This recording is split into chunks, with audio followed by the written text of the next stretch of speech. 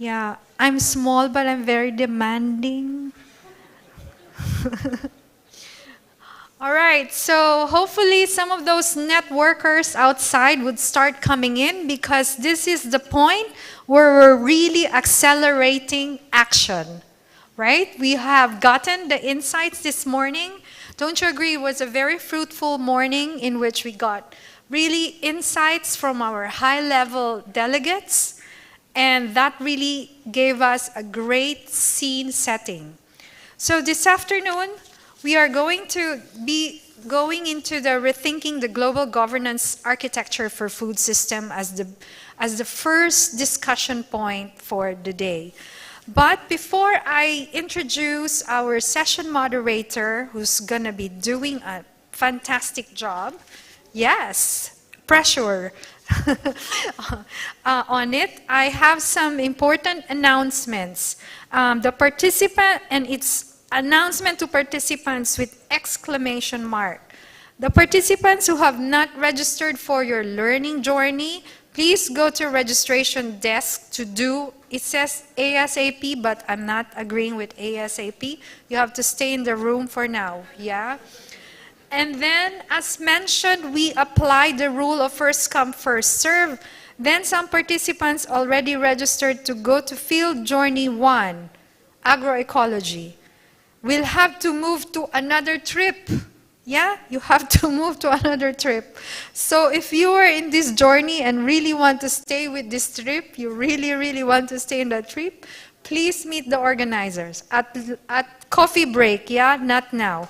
Or you will be allocated to another trip, exclamation mark again. Who knows what kind of trip you will be allocated. So you have to meet the organizers. Okay, agreed? All right, so let's now move on to our very first thematic session, which is called the Rethinking the Global Governance Architecture for Food System. And it will be moderated by Jamie Morrison, Senior Advisor, Policy and External Relations for the Global Alliance for Improved Nutrition. So Jamie, I'm giving you the floor.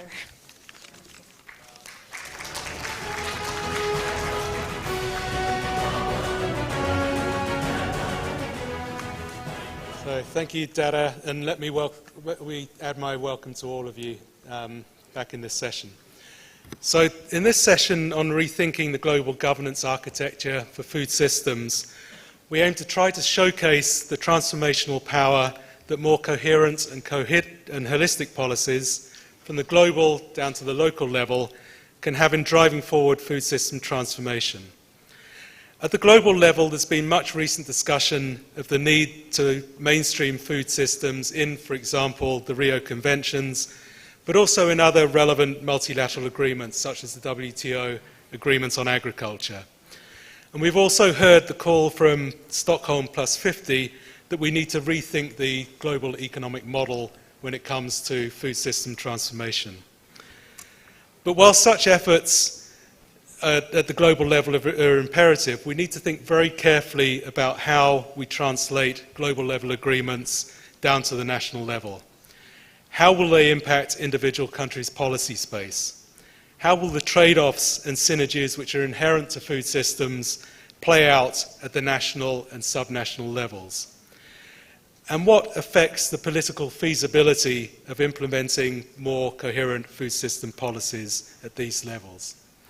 So essentially this session has three main objectives. Firstly, we want to provide an overview of the global policy processes that shape food systems, either directly or indirectly at the national and subnational levels. A second objective is to introduce concrete examples to show how these processes can be used to help implement national food system pathways. And thirdly, we will try to use the insights to discuss how to mainstream food system considerations back into multilateral processes in a way that promotes more coherent and sustainable food systems policies at the national level. So it's very much about how we bridge that national, global level space when it comes to the formulation of the agreements and then the policies which need to fit within those particular agreements. To achieve the session objectives, we've got a great lineup of panelists, and I'll introduce the panelists during the session. But firstly, a quick rundown on the agenda. We'll start with a virtual keynote presentation by the Committee on World Food Security's chairperson. And we'll then go into a panel discussion which will look at two aspects. Firstly, the global policy processes that shape our food systems, how they can support food system transformation, and where there may be current bottlenecks or inconsistencies in those global policy processes. And then secondly, we'll reflect on how we can translate the global policy processes down to the national level. To what extent the current global architecture for food systems is equipped to address both the short-term challenges that we're facing, but also the longer-term challenge of really pushing forward the transformation of food systems. Following the panel discussion, we'll have an opportunity for all of you to ask your own questions, provide your own insights in an open discussion, which we'll facilitate towards the end of the session. So that's where we're hopefully going to go in the session. And to get things started, I'm very pleased to be able to introduce our keynote speaker. Unfortunately, he's unable to be with us today, but Ambassador Gabriel Ferrero, the CFS chairman, and you can find his extended bio in the conference program, as with all of the bios of the panelists that I'll be introducing today. But just to pick out a few highlights of his career, which are particularly relevant for this session, and I hope will come through in the presentation that he gives. Firstly, before his role as CFS chairman, he was Director General for Sustainable Development Policies in Spain between 2018 and 2021. And in that role, he was lead author and strategist of Spain's 2030 Agenda Implementation Action Plan. And before that, he served as Executive Office of the United Nations Secretary General, including a role as coordinator of the High-Level Task Force on Global Food Security. So I think you'll agree that Ambassador Ferrero is very well equipped to speak to the types of global policy process that really shape what we can do at the national level to push forward the food systems agenda. So please could we play the first keynote address. Very much indeed, Jamie, and I hope that I'm heard well. Good morning, good afternoon, Excellencies, ladies and gentlemen, dear colleagues. It's my pleasure to join you in this One Planet Network conference, even through the video. I deeply regret that I weren't able to be there in person in the beautiful Hanoi with you today. But indeed, it's a great honor to provide this keynote for this session on rethinking the global governance architecture for food systems. I thank you and thank the One Planet Network and all the organizers for this opportunity. So I've structured my intervention around 4 questions, if I may. Well, first is, what drives the need to rethink the global governance of food systems? Second, what are the key challenges for food systems governance in these days? Third, which could be core principles for good food systems governance? And finally, I would like to reflect on how the Committee on World Food Security I have the honor to chair can contribute to this global governance. And of course, my remarks draw on my experience during this last almost 2 years as a chairperson of the Committee on World Food Security of the United Nations in FAO, and also in some of my previous experiences, also including as part of the steering committee of the Global Agriculture and Food Security Program some years in the past. So, straight into the first question. Well, I think we all know what drives the need to rethink the global governance of food systems. And the first reason, no doubt, is persistent hunger and malnutrition. We are far from being on track for achieving SDG 2. And it's not just that we are not on track, it's that we are reversing progress. And we all know the figures, the dramatic figures of the State of Food Insecurity report. It is about an estimated to 700 to 828 million people globally affected by hunger in 2021, about 150 million more since the outbreak of COVID pandemic. And in 2020, this is not accounting the impact of the last crisis. Around 150 million children under 5 were stunted, 45 million wasted, or 39 million overweight, with almost 3 billion people not being capable to afford a healthy diet. So we all agree, with only 8 years left to 2030, SDG 2 targets are very unlikely to be achieved in many parts of the world unless we drive dramatic change, of course, in what we are witnessing. But second is the wide recognition of the systemic effects of agriculture and food systems on all the dimensions of sustainable development. We all know, and we now have all the evidence, that climate change, that agriculture, food systems, diets, nutrition, poverty or inequalities are explicitly and inextricably connected.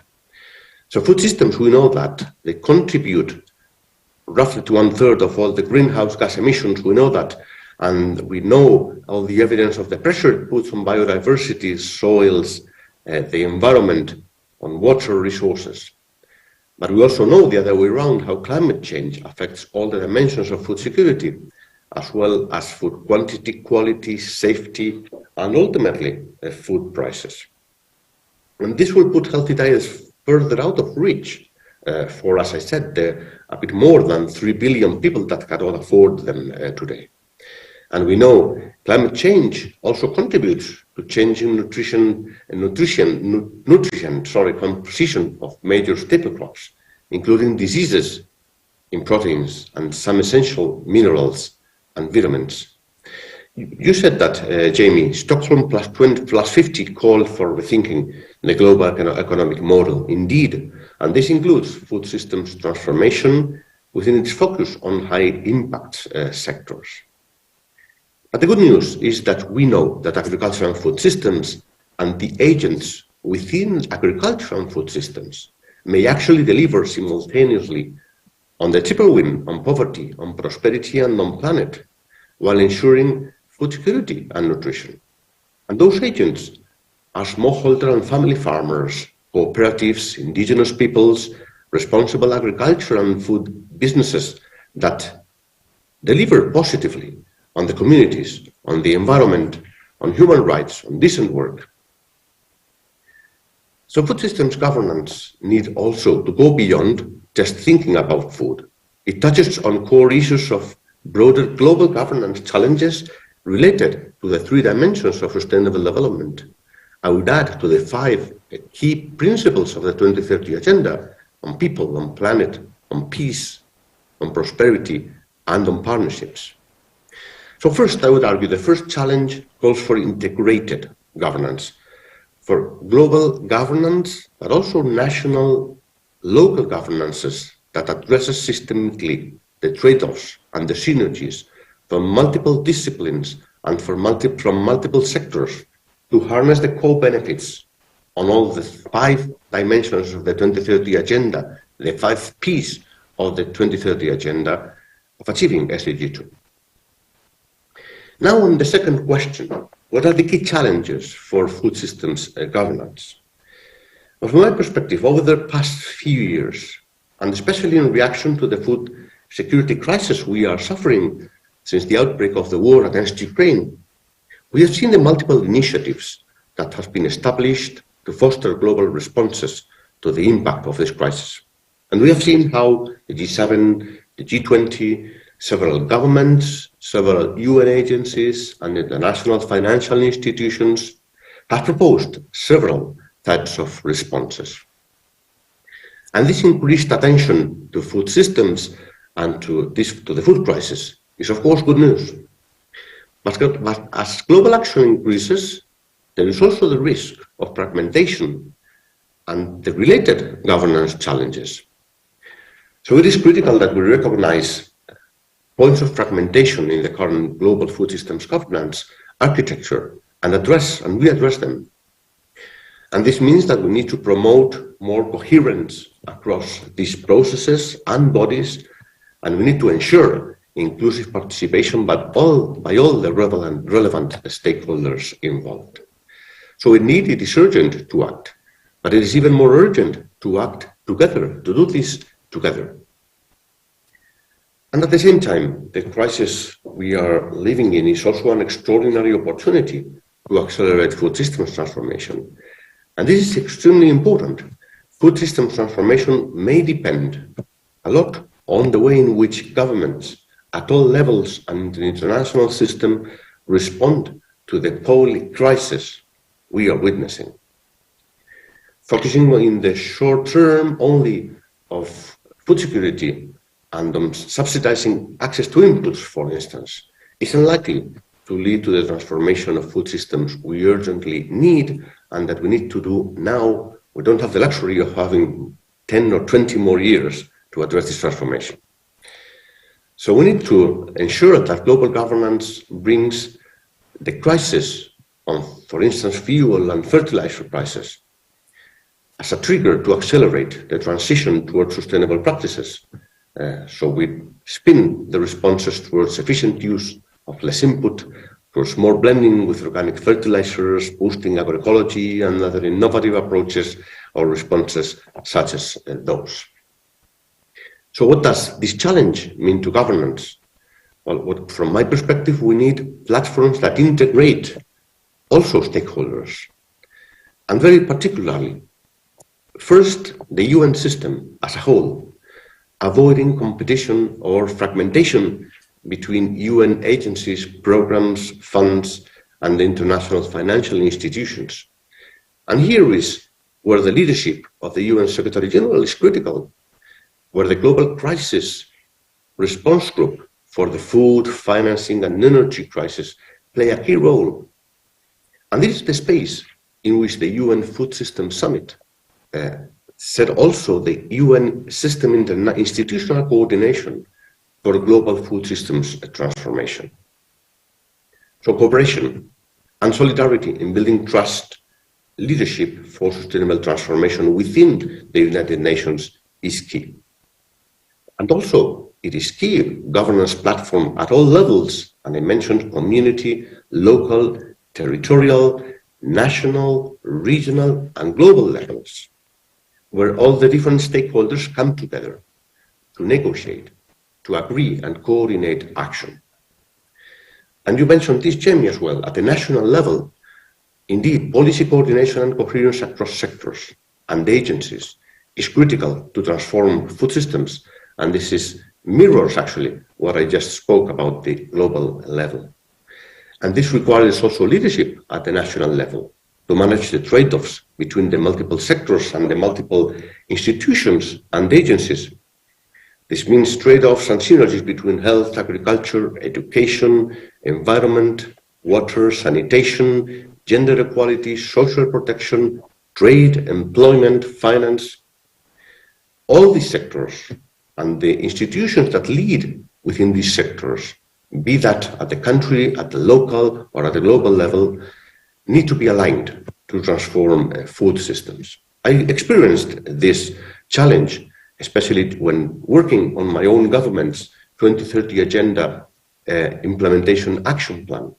And we set up, indeed, in our country, as in many other countries, these integrated and multi-stakeholder platforms to deal with the trade-offs and maximize the synergies between the competing objectives. Now to the third and last question: what are the core principles for food systems governance? Well, as a corollary, well, first, if we talk about food, I believe that the right to food needs to be put at the center of food systems transformation. The right to food means putting people first, putting people at the center, putting human development at the center, and justice now and in the future in the generalization of justice as a core principle. And applying a right to food lens to food systems transformation must underpin transparent, democratic, and accountable governance structures. Second, obviously, inclusive multi-stakeholder governance is critical to promote better coordination and policy coherence.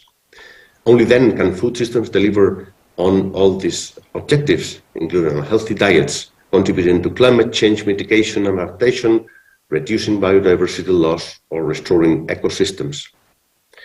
And governmental actors should ensure that dialogue with all the different stakeholders is transparent and follows clear principles, roles, and responsibilities for engagement to safeguard the public interest.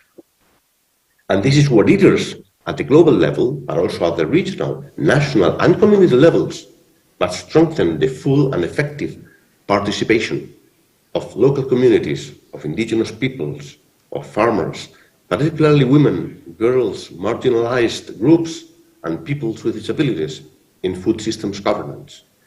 This is a direct consequence of adopting a right to food perspective.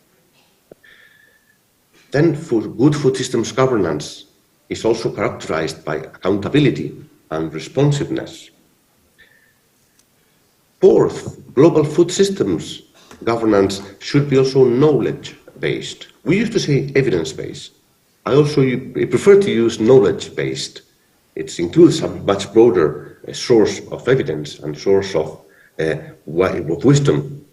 And at the global and the national level, science policy interfaces or knowledge policies, knowledge society interfaces can guide indeed private and public sector activities to transform food systems. And they should institute effective accountability mechanisms that promote good governance. And central to this will be creating spaces for public deliberation, as well as independent bodies that monitor compliance and performance. So finally, how can the Committee on World Food Security I now chair can contribute? Well, I would like to highlight the role that this committee and its high-level panel of experts can play on promoting such policy coherence in an integrated way and in an inclusive way, and how it can turn in support of the implementation of the national pathways for food systems transformation.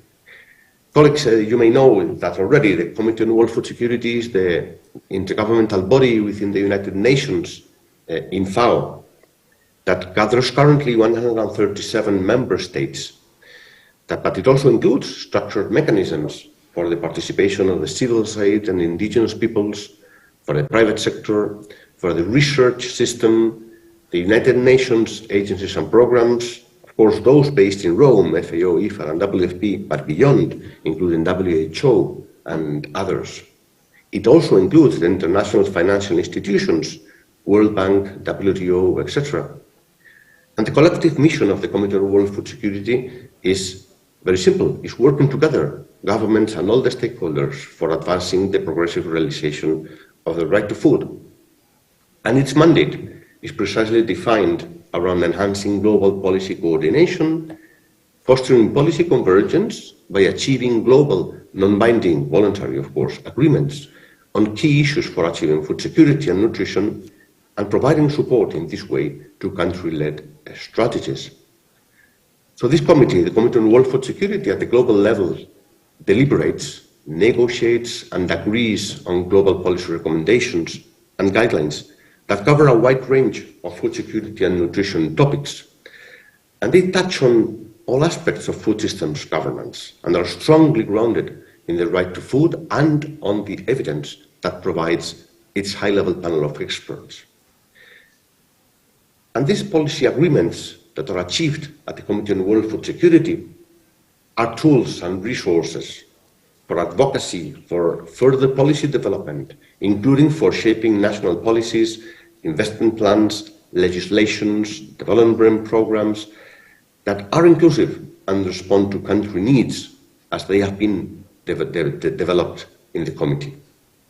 And examples include recently the agreed voluntary guidelines on food systems and nutrition policy recommendations on agroecology and other innovative approaches to sustainable development, policy recommendations on youth employment just a few months ago, or some years ago, the framework for action for food security and nutrition in protected crises, or the principles for responsible investments in agriculture, or already 10 years ago, the voluntary guidelines on responsible tenure of land, fisheries, and forests in the context of national food security.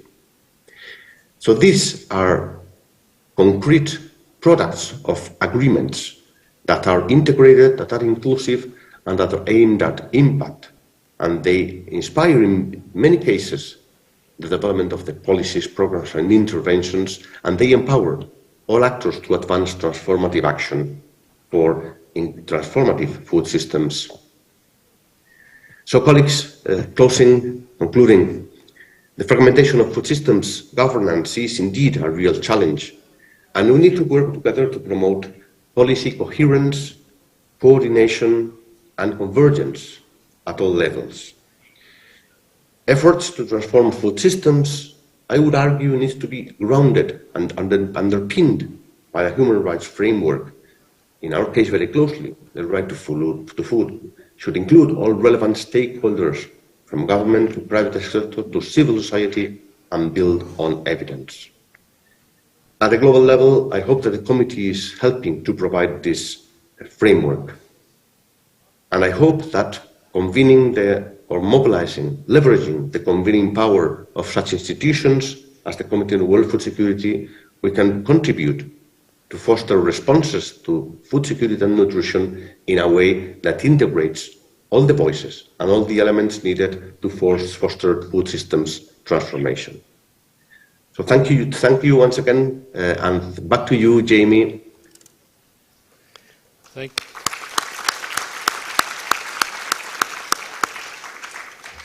Thank you very much, Gabriel, for all of those very important points that you've made, and for articulating them in such a coherent way. I mean, many of us, I'm sure, recognise elements of the points that you've made, but I think the way you drew out the particular constraints of fragmentation, I think, resonates with all of us, and I think will be an important theme throughout this particular discussion. But not just coherence in the way that global agreements are constructed, but also in the way that we seek to implement those sorts of agreements. I think that's something which perhaps we've been missing in the focus of our discussions. So thank you again. So we now turn to the panel discussion. We're going to start with two video presentations, pre-recorded video presentations in this case. Both will discuss how food systems are interrelated with global processes, coming from different perspectives, and they'll look at the particular challenge in these processes and what would need to happen to achieve real change down to the national and local level. So the first video presentation comes from David Cooper, who is Acting Secretary of the Convention on Biological Diversity, and who has more than 30 years of experience in environmental and agricultural science and policies and within international negotiations, including as Secretary of the CBD COP15, where he played an instrumental role in facilitating the complex pathway that led to the finalisation and adoption of the Kunming-Montreal Global Biodiversity Framework. And his presentation, for obvious reasons, will focus very much on the biodiversity elements that we're trying to address. So could you play the video, please? Excellencies, distinguished participants, thank you for the opportunity to address you today as we gather to rethink the global food systems. Nothing is more important for the future of biodiversity than the way we manage our food systems. On one hand, biodiversity is essential for food production and for balanced and nutritious diets. As we know, the vast genetic diversity of crops like pulses, fruits and vegetables, as well as of livestock, has been nourishing people for millennia. But also pollinators, natural enemies of pests, organisms that help to control disease, and soil biodiversity are all essential for food production. On the other hand, The current architecture of food systems is impacting biodiversity through the major drivers of biodiversity loss: land use change, overfishing and the overexploitation of other wild species, pollution, and climate change. The disequilibrium of ecosystems favours the loss of capacity for water retention and soil infertility, as well as an increased incidence of pests and diseases. As a result, we have a vicious circle in which food systems rely more and more on the use of external inputs like pesticides, antibiotics, and synthetic fertilizers. The current food systems model also has underlying drivers, such as unsustainable consumption, food waste and losses, and subsidies harmful to biodiversity. We need to address all these elements to transition to a sustainable food system. And all these elements are reflected in the new Kunming-Montreal Global Biodiversity Framework. The framework is a global response to the biodiversity crisis. It provides a plan to bend the curve of biodiversity loss and put nature on a path to recovery. For this, many actions are needed, and needed now in order to achieve the 4 goals and 23 targets of the framework. Food systems are linked to all of them, from production to consumption, across the supply chain and all levels of government.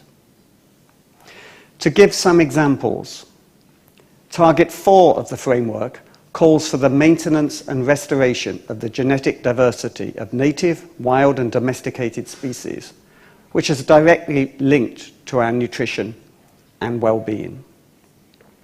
We need to encourage diversified diets to improve not only crop variety in the fields, but also human nutrition and food security.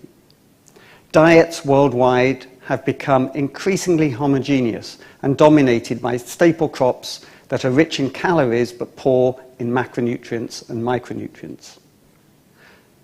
We must not lose our nutrient-rich varieties of foods. We need to promote the use of local and edible species with important nutritional value, even if sometimes they have marginal commercial value, and give space to the cultivation of food crops.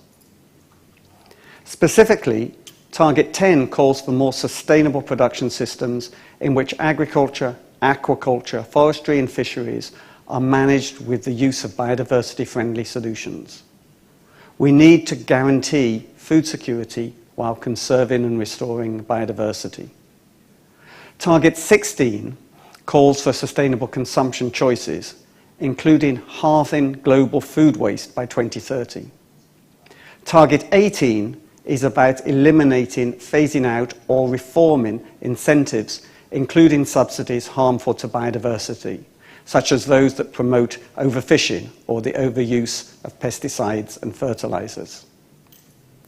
It is very important to integrate not only biodiversity considerations, but also those of climate change, land degradation, water scarcity, and natural disaster mitigation into the global governance architecture for the food system. As underlined by Targets 22 and 23 of the framework, we need to ensure gender-responsive approaches and the effective participation of family farmers, smallholders, fisherfolk, and indigenous peoples and local communities in the decision-making process. They are all important guardians of agricultural biodiversity and local knowledge. To implement the Kunming-Montreal Global Biodiversity Framework, we need a whole-of-government, whole-of-society approach. We need everyone. The future of biodiversity depends on this, and our future food security depends on biodiversity. I thank you.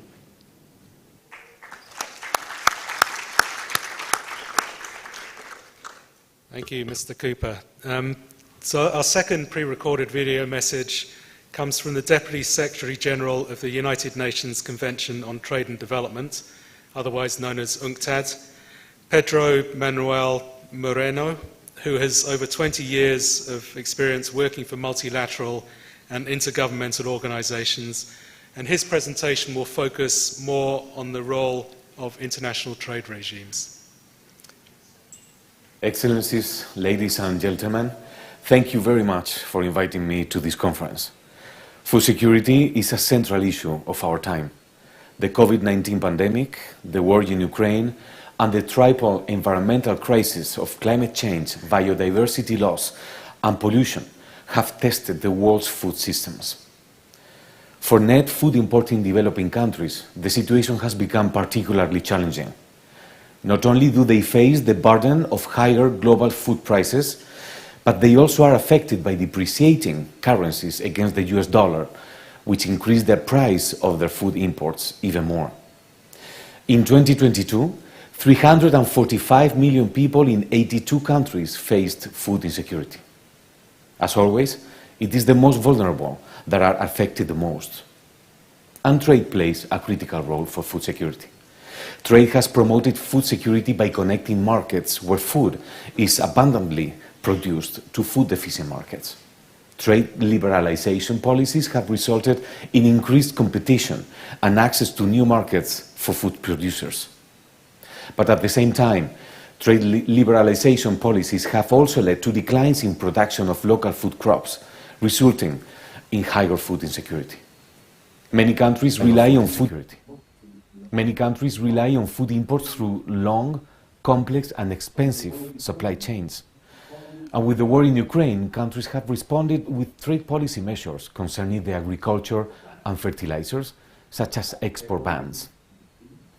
As of February 2023, more than 800 trade-related policy instruments are affecting agricultural products and fertilizers. The Black Sea Grain Initiative has shown, however, the importance of maintaining a stable and predictable international trading system. The initiative helped stabilize global wheat and maize prices and enabled more than 20 million metric tons of grains and other foodstuffs to be exported from Ukraine. But there are challenges in the international trade regime with regard to food system. For example, government subsidies and tariffs on agricultural products can distort international trade, leading to unequal competition and unfair pricing. Non-tariff measures are a much higher burden for smaller and lower-income countries, as well as smaller producers. Intellectual property rights on agricultural technologies and plant varieties can impact food systems by limiting access to essential agricultural inputs and contributing to market concentration. Dear friends, we need to reconsider the global governance architecture for food systems and ensure an equitable and efficient trading system under the WTO for food security. I want to suggest 5 actions. 1. More coordination and collaboration of governments, international organizations, and the private sector are needed. For instance, for ensuring that all countries respect their commitments to frictionless trade. 2. Food distribution and access should be improved by investing in infrastructure and leveraging trade policies for access to food and affordable fertilizers. 3. Domestic and regional supply systems can be developed through national and transborder trade in food products. This lowers logistic costs and imports arrive more quickly than through complex intercontinental supply chains. 4. Diverse and sustainable food systems should be encouraged to promote healthy diets, protect biodiversity, avoid food waste, and respect the rights of vulnerable and disadvantaged consumers. Consumers should thus be empowered through education about their rights, responsibilities, and choices in food systems. 5. The future governance architecture should prioritize climate adaptation and mitigation efforts in the agriculture sector, such as investing in climate-resilient crops and practices, reducing greenhouse gas emissions from agriculture, and promoting renewable energy sources and the adoption of sustainable agriculture practices. Much can be done, but great efforts are needed. I wish you fruitful discussions during the conference, and thank you for your attention. Thank you. I think in both of the interventions, what came through very strongly was the interconnectedness of different elements of the global governance architecture. Not intentional interconnectedness in terms of their design, but interconnectedness which really impacts on the extent to which global processes can be taken down to the national level. And I think one example which crossed both of the presentations, how do we balance the imperative of stable global markets and frictionless trade, which are essential for ensuring that people can have access to affordable, healthy foods? How do we balance that given the challenges in the current architecture, which has been characterized by unbalanced trade and the use of domestic support policies, in a way which doesn't undermine the ability for countries to develop their own local production capacities, which in turn is key for more diversified diets and for reducing biodiversity loss. And that's just one example of these difficulties in the interconnectedness, both in the design but also in the implementation of these sorts of global governance processes. So, in terms of continuing with our panel discussion, I'd now like to invite our 4 in-person panelists to please come up to the stage. And as you're doing so, I'll introduce you as you're making your way up to the table, up to the chairs. Please take a seat anywhere apart from that one. So our first panelist, Caterina Ruggeri-Lederecki, who as well as being Director of the Food Systems Economic Commission, is also Senior Advisor at Systemic, and also consults for IFAD and other international agencies on issues related to rural poverty and a just transition to climate sustainability. And she was one of the co-authors of the Food and Land Use Coalition Global Report, Growing Better, in 2019, I think it was. So welcome, Caterina.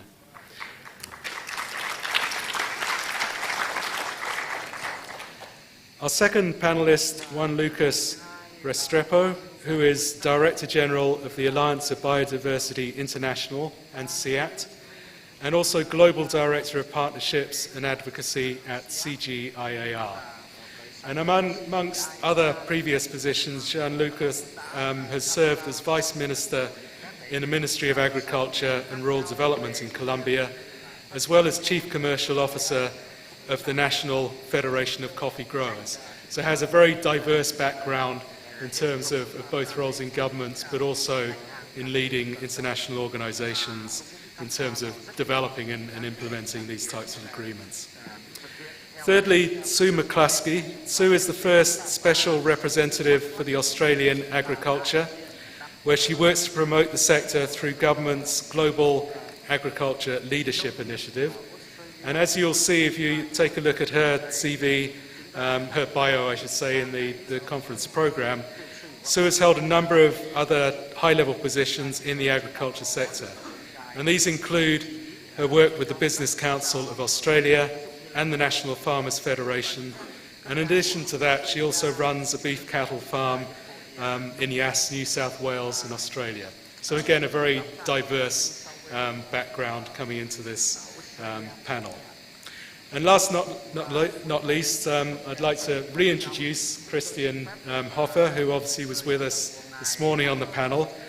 Christian is State Secretary for Agriculture in Switzerland.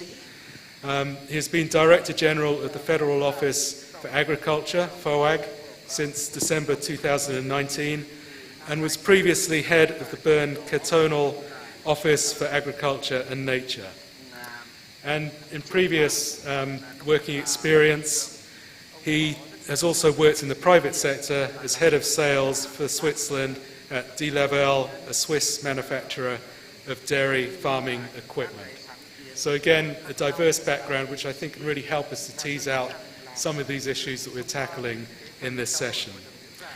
So I'm going to turn to Caterina.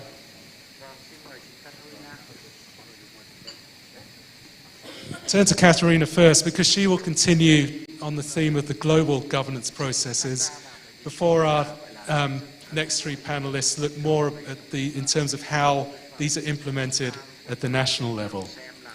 So Caterina, please could you explain a little about how food systems are interrelated with global financial systems? What sort of challenges do you see exist in the current financial systems, and what can we do to resolve them? Thank you so much, Jamie, and thank you so much to the organizers for giving me an opportunity to talk about the financing of the food system transformation in the context of coherent and holistic policies.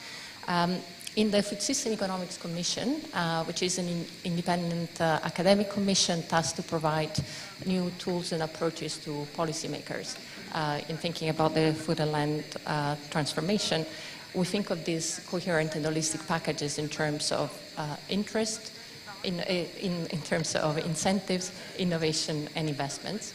And if you'll allow me, I'll talk a little bit about finance, but then perhaps later I'll get a chance to tell you more why this broader framework matters. So in terms of finance, to get to your question, we know through the work of the UN Food System Summit, Finance Lever, and others that the transformation is basically globally affordable. There are these estimates of investments needed, which are between 300 and 400 billion a year, and that is less than half a percentage point of global GDP. But of course, we know the real challenge is directing this finance towards lower income countries and lower middle income countries, where there is a real problem. And from our own work in looking at the different financial flows into food systems, it's very clear that the scope for increasing finance really needs to come from the private sector. And yet we heard this morning, interest rates are really high. There is a problem, there are very high valuation of risks, and that's due to where a lot of those investments need to take place and the type of beneficiaries that we're talking about. There are problems in valuing these new forms of risk that the investments in the food system transformation call for. So it's very hard to price appropriately risk when you're looking at new business models or when you're looking at new types of technologies. And there is also the need for long-term capital. So all these factors are really pushing against increasing investment in food systems. And this is where we see a big role for public funding and for international development funds to come in and play a catalytic role.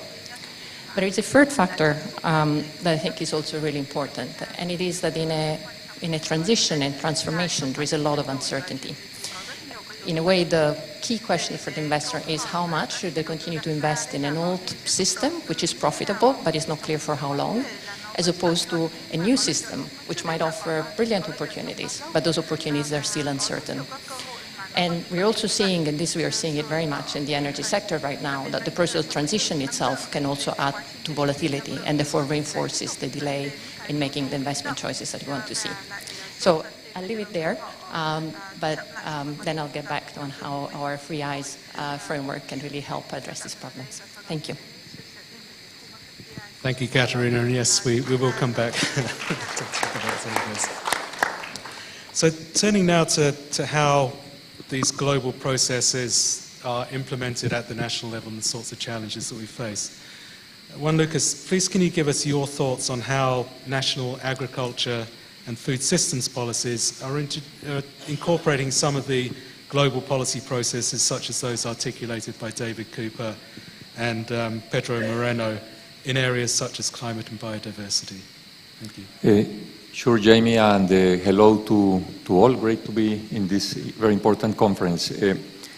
I was present with a month difference in the two COPs, the biodiversity, where they approved the global biodiversity framework, as well as Sharm el-Sheikh, and we had 2 food days, and that was amazing, but still a little bit exotic to a lot of the parties participating in the meetings. But there is that conscience is growing, that awareness and visibility is getting there, and in the preparations for COP28, we see the great possibility of a very much more significant food systems moment, and I think all here need to go and root for that to make it happen. However, where you see parties, governments connecting at global processes, there is still very significant dissimilarities. And if you look, for example, at the climate COP, after Coronivia, now we have a Sharm el-Sheikh working group that's working on the implementation of climate action on agriculture and food security.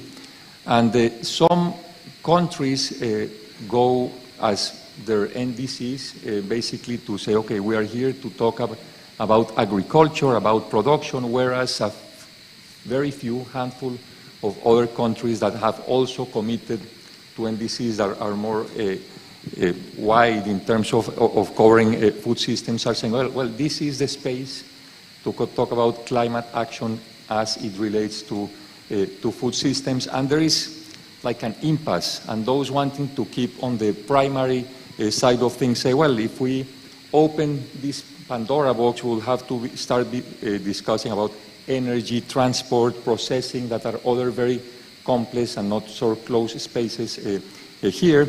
But there are ways to sort this impasse, and as there are elements such as healthy and sustainable diets, sustainable production, food and lost waste reduction that we heard about, that could, we believe, very clearly be part of that discussion and really amplify and open and complexify enough that discussion for parties to start addressing what we see is the critical element, which is really looking at food systems transformation. Then if we go into the national, and we heard the Minister of Vietnam this morning how they are bringing the global into their national policies and how their action plan to transition to a transparent, responsible and sustainable food systems transition does this quite well.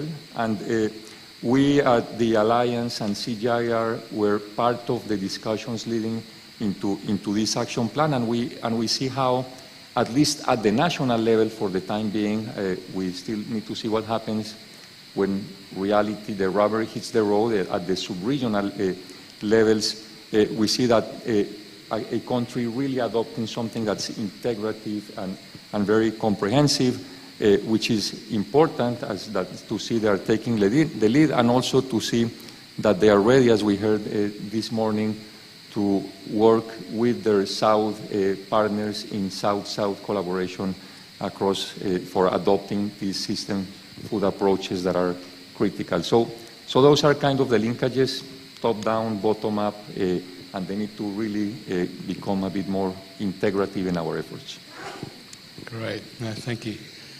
So could I ask you a similar question, but from the Australian perspective? How do you see national agricultural and food systems policies in Australia reflecting and taking into account global policy processes and agreements?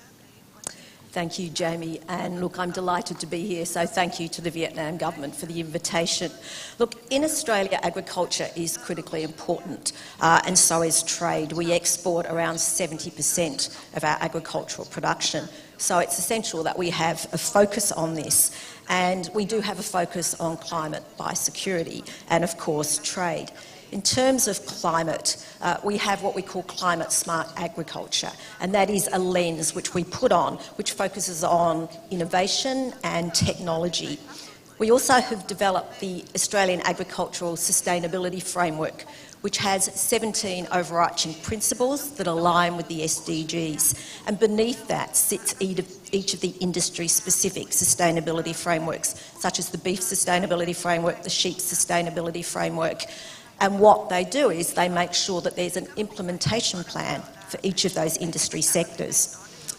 We also have a very strong research and development model where we have industry levies that are matched with government funding that actually invests around 800 million Australian dollars a year in research and development. This is industry-led, so industry actually has a say in where the focus is on research and development, which means not only is it targeted at the grassroots level, but it means you get greater take-up by farmers because they've been part of the input into the R&D. We also have more recently got a very strong focus on circular food systems. So we have a national soil strategy that looks at our soils, what we do in terms of making sure we have healthy soils. We focus on soil testing. We have very old soils, and so it's really important that we can improve our soils and make sure that we can grow healthy plants, and then, of course, healthy fodder for our livestock. This also feeds into our production systems, where we've got very much a focus on sustainable production, and we're doing a lot of work in Australia around reducing emissions, the majority of which come from our methane emissions, so from our livestock sector.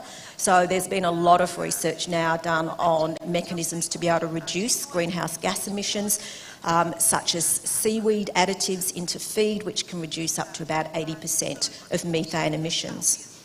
Then we're also looking at waste, and we have a national waste strategy. So that is really looking at food waste, both from the consumer end, which forms the majority of our food waste, but also in the agricultural supply chain.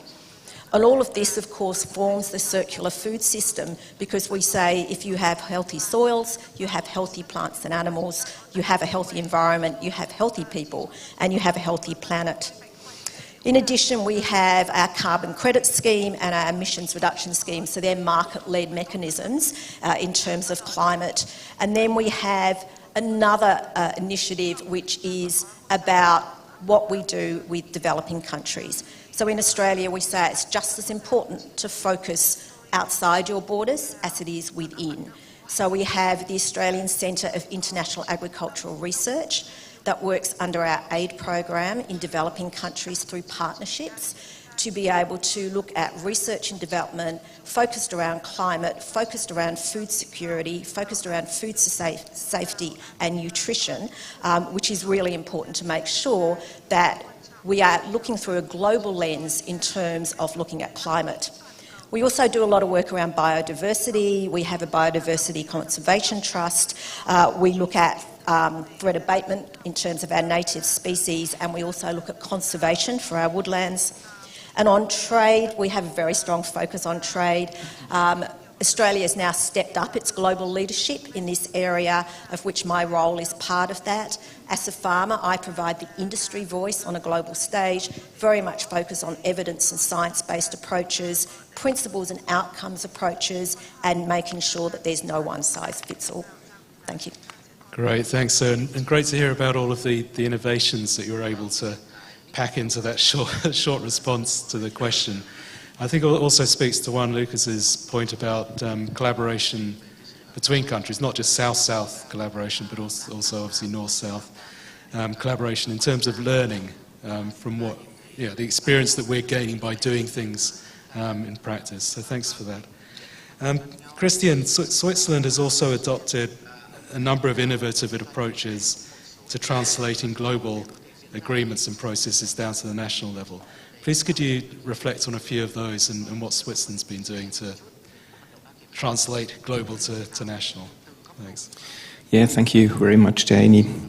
I think it's really a very important topic for every county to try to develop a very coherent policy, and as well as a better alignment between the national and the international policies. And there are always a lot of discussions because it's easier said than to be done.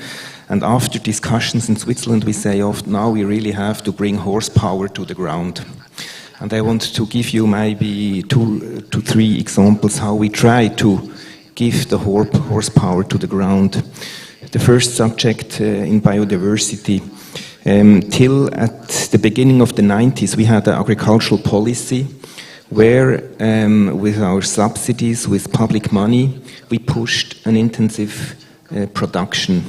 That means it was interesting for the farmers when they used pesticides, fertilizers, and every farmer was very proud the more yield he had to talk about that. But we had all the environmental problems.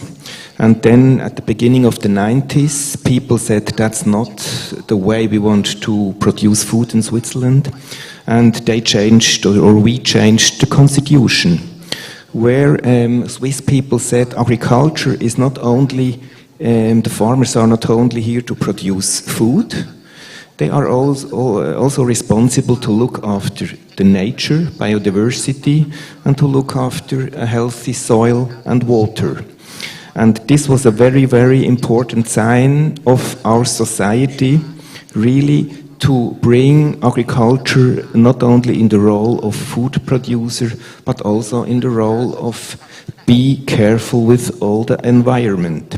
And it gives also the fundament for a government, for policy, to begin to give farmers incentive, for example, for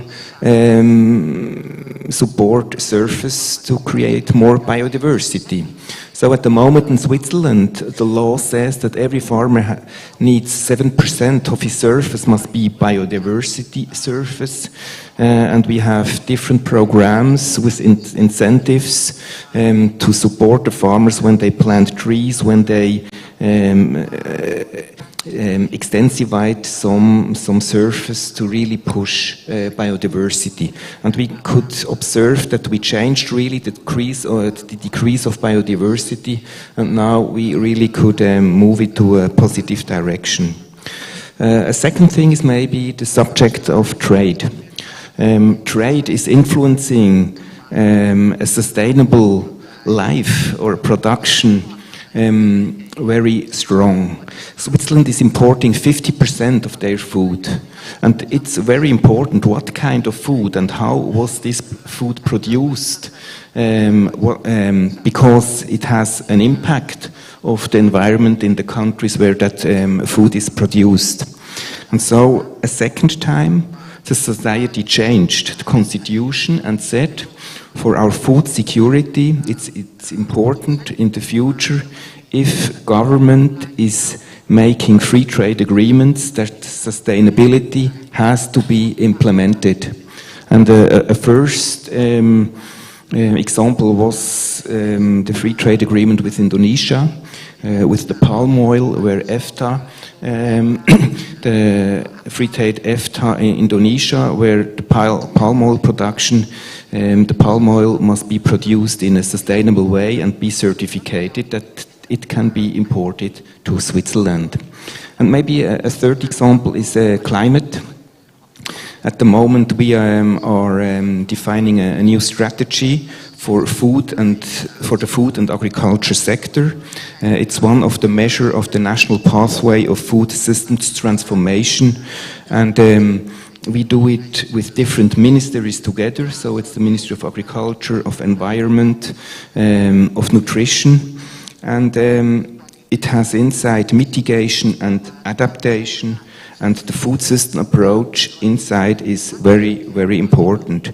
So one measure, for example, is the Swiss nutritional recommendation, because our research station, Agroscope, modeled where is the biggest influence to the climate concerning the whole food system, and it's the consumption. Because in Switzerland we have always a discussion about too much animals, too high density of animals. We have to import feed, we have to need fertilizer to produce the feed, and if we tell the farmers, please have less animals, but the consumption is growing, we have to import that meat or that milk.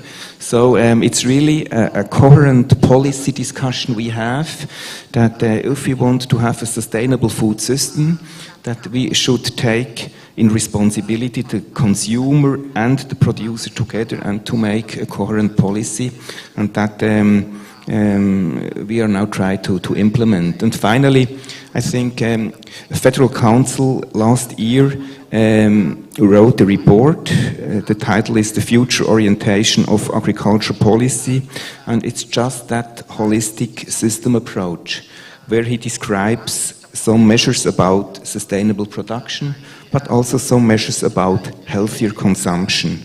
And it illustrates what is the vision of our government, that after 2030, that there we don't have anymore only a policy of agriculture, but a policy of the food system. So that shows a little bit the different steps we had. We had a very intensive agriculture, so we changed to say to the agriculture, it's not only any more food production, it's also production of biodiversity. And now we are at the moment where we say, agricultural policy alone cannot solve the problem. We have to go a step further on and talk from food policy and not only from the agricultural policy. And that maybe shows a little bit the experience we had in Switzerland, and all the discussion we have on the international level are very important for our national policy, because we have to convince the politicians to really make the right decisions. And if we can show that on international level we do decisions that are really important for the whole world, we can convince them easier that if we would discuss it alone in Switzerland and to do it only on this one-way discussion. Right, thank you. I think two very important points came across to me in what you're saying. Firstly, thank you for raising the importance of the cross-sectoral coordination and the fact that we can use policies under the mandate of one ministry to drive outcomes which fall under the mandate of another. So, for example, how can we use climate policy to help drive improved nutrition? And I think these are some of the challenges we're facing at the national level. The other one is context, and the fact that you're explaining how Switzerland's gone through as every country, gone through a progression of different objectives for the food system. And I think this creates particular challenges at the global level, because we're then dealing with countries at very different levels of development, very different levels of agricultural sector development, and very different objectives from what they want from their agriculture sector. So how do we craft the global food systems architecture in a way that reflects that? So, and I think that this I want to stick with the national level. I will come back, Katerina, to you in a moment. But just to stick to the national level and to hear your reflections on how we do this translation in the current context. By the current context, really, we're talking about high food prices, high fuel prices, high fertilizer prices, and the immediate challenges that they create for countries in terms of their own food security issues, no matter the climate ramifications, the social ramifications of food system development. So perhaps I could turn to you first, Sue. What are your reflections on that particular point? So firstly, I would say that transformation is not optional, and agriculture can and must be part of the solution. And in that context, and drawing on trade, we certainly see the biggest challenges in trade subsidies. Now, we've heard that from a number of our speakers talk about this. Subsidies are trade distorting, they negatively impact on the world's least developed countries, they have a negative impact on social and environmental outcomes, and they have a negative impact on food security. So I think this is something we absolutely have to look at. But I think we do need to look at it through a lens that subsidies and support are not necessarily bad. So what I would like to propose is that we look at repurposing subsidies for better sustainability outcomes that are genuine sustainable outcomes and not just rebranding. So outcomes such as research and development, a focus on health and nutrition, a focus on food safety, that can actually leverage the collaborations that we can learn from other countries and be able to do the most that we can for the developing countries and the least developed countries. And I think that is where we can get our greatest gain. Okay, great. Thanks, Sue. And I've realised I'm not doing very good moderation on the time, so I'll have to hurry us through the next parts. But Juan Lucas, could you give us some of your reflections on this? How do we deal with the current context when we're looking at translating global to national level in terms of food system development? Yeah, I see three challenges we need to keep working on. The first one is that we need to keep avoiding sectoralism, and we heard this from everybody, and Gabriel Ferrero. In my country, for example, Colombia, I still see, and this happens across the board, ministries of agriculture and environment working against each other instead of addressing together the trade-off synergies, etc., of across common action. So, and in order to do that, we need to facilitate that integration, and that can be done, of course, through platforms for increased dialogue and cooperation, where you have ministers of planning, finance, etc., also involved, and also from research, for example, as we have had with the support of the Federal Office of Agriculture of Switzerland, developing tools that allow us to deploy multi-sectoral food system country profiles that allow to synthesize challenges, opportunities, and helping consumer behavior, diets become drivers for change. The second one is the pathways for transformation. There is not a silver bullet. We cannot wait for a formula, a prescriptive formula, but a change happens, and this is in terms of my reference to Vietnam, we need to understand what happens at the sub-regional level. And this is where farmers, academia, national agricultural research institutes, extension, the private sector, etc., need to meet to really generate and promote a change and share risks, and also celebrate as much joint outcomes as possible. And the third element that's absolutely critical is the financing. From the last IPCC report, we know that adaptation costs for developing countries is projected to increase for 340 billion annually by 2030 and 565 billion by 2050. And currently only 1.7% of financing goes for adaptation to smallholder farmers. So we're not going to get anywhere if we don't change that trend. So addressing financing is going to be critical. And in the stock-taking moment of the UNFSS, it's already becoming from parties what they want to talk about. How are we going to be able to finance this transformation? Great, thank you for those reflections. And Christian, how do you see this in the current context? Maybe I'd like to mention 2 points. One point is the same, the first, and already mentioned. In a lot of countries, also in Switzerland, administration is organized silo-lined. So we have the Ministry of Agriculture, the Ministry of Environment, the Ministry of Nutrition. And I think we should really change to a more integrative policy making. And that's quite difficult because there are different ministers with their responsibilities. And it's maybe one example in Switzerland. In 2011, I was responsible to make a climate strategy. And it was a climate strategy for agriculture. It was for 10 years. Now we had the same task. And now it's a strategy for agriculture and food, and the policy making is done by 3 ministries. So I think that's one of the biggest challenges if you have a fragmented ecosystem, to really match it together to have this integral view. And a second challenge is maybe the short-term interventions versus a long-term policy. So we were in Switzerland when the Ukraine-Russia conflict began. Suddenly, the politics said, now we have to stop this sustainable thinking of agriculture. We have to come back to the old way of producing. We should increase our consumption from 50 to 55 to 60%. And suddenly we really had a discussion if this sustainable development we had in the past is the right one.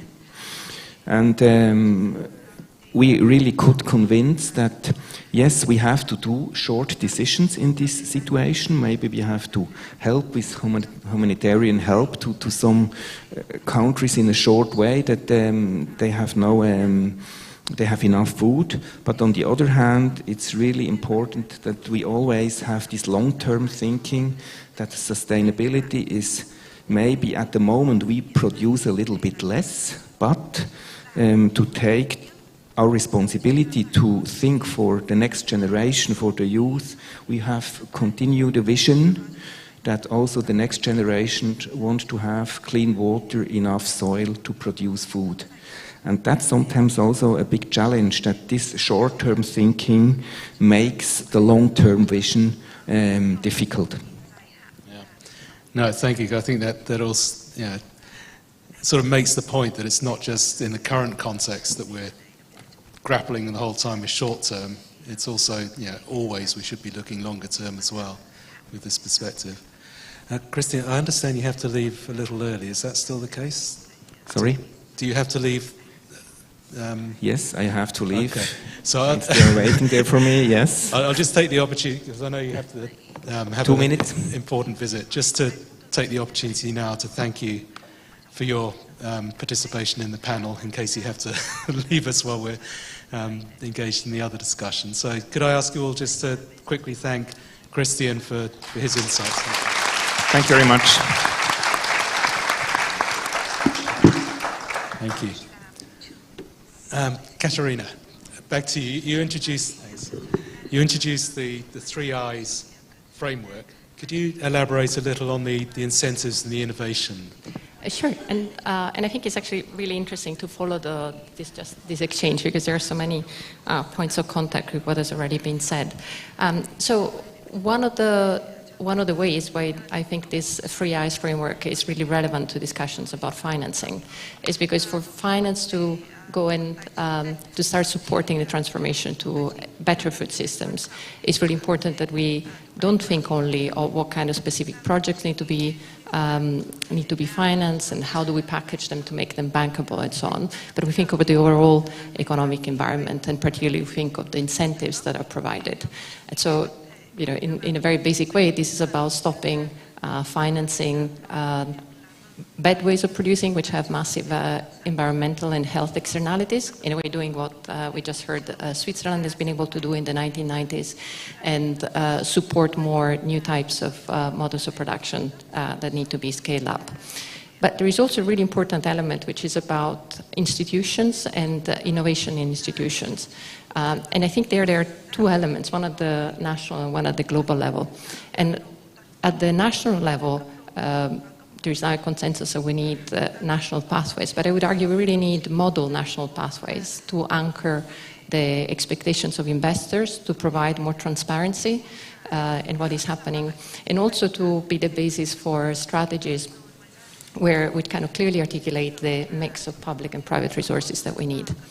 And on the institutional side, I was struck by the comment on the fragmentation that we heard earlier on. But we also know that there are certain functions that need to be performed by the international governance of food systems. And in particular on the financing side, those are about financing the investment agenda, but also are about financing the capacity to implement these complex strategies that we've talked about. And they're also about finding a way of compensating those who stand to lose from the transformation. And here, you know, this might be compensation within countries, but it's also compensation at the international level. And we need to have some form of conversation on where this function is going to be performed. Thank you. Great. Thank you very much, Katarina. And thank you to all of the panelists for your interventions so far. I will be coming back to you briefly at the end of the session. But before doing that, we have about 10 or so minutes for any questions that you in the audience may have to the panelists. I also have a couple of questions that have come in from our remote participants, that I can ask for the panelists. But anyone here have a comment or question that they'd like to address on these aspects of global governance and translation to the national level?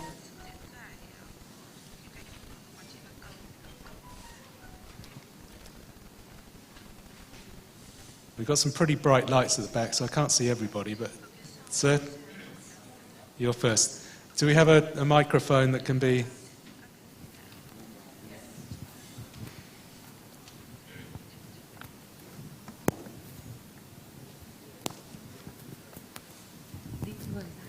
Anyone else want to add their name to the list?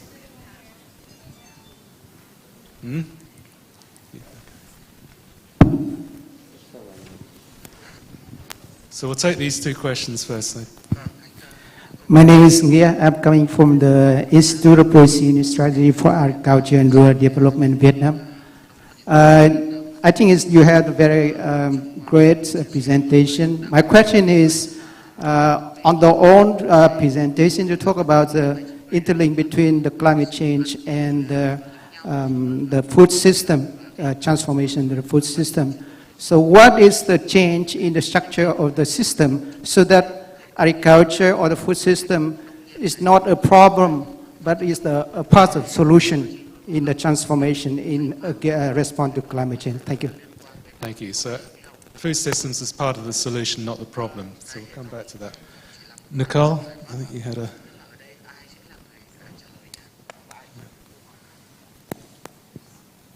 Thank you so much, Nicole DePaula, from the UN Food Systems Coordination Hub. Fascinating panel.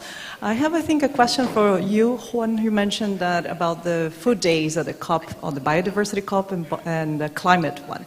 So it was very interesting. You said it was still a bit of a strange, you made some sort of a comment. So I would like if you could develop a little bit better, because I think having food systems and this narrative, a very holistic one, in this main multilateral process, they're so important because it's so relevant. So it's still interesting that maybe we need to socialize all these decision makers a little bit more. So if you have some comments about this, of the potential solutions, things we should do to make this more normal. Thank you. All right, thank you, Nicole. Any last takers? Yes, sir.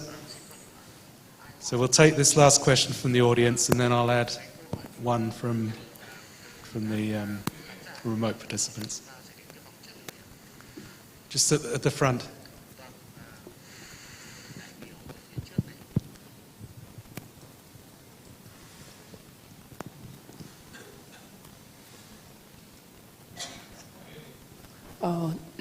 Chắc là nhờ các bạn dịch dùm. I speak in Vietnamese. Tôi là đại diện của một cái người trồng lúa và một trong những có thể gọi là nông dân của Việt Nam. Thế thì cái câu hỏi đây á, là khi mà chúng tôi thấy rằng là các cái dòng tài chính cũng như vốn dài hạn để tài trợ cho nông nghiệp, thì hiện nay á, là quý vị đang nói về việc là đầu tư để mà bền vững, cũng như là đưa vào những công việc liên quan đến việc là làm sao để người nông dân cũng như tất cả những các cái bên có liên quan có thể tham gia vào việc sản xuất và tiêu thụ có trách nhiệm đối với nông sản. Thế thì ví dụ như là nông dân của Việt Nam hiện nay thì đang cố gắng sản xuất theo những tiêu chuẩn của châu Âu, của Mỹ, có thể giảm phát thải khí nhà kính, giảm hóa chất và cố gắng tuân thủ các cái điều kiện về trồng lúa có trách nhiệm.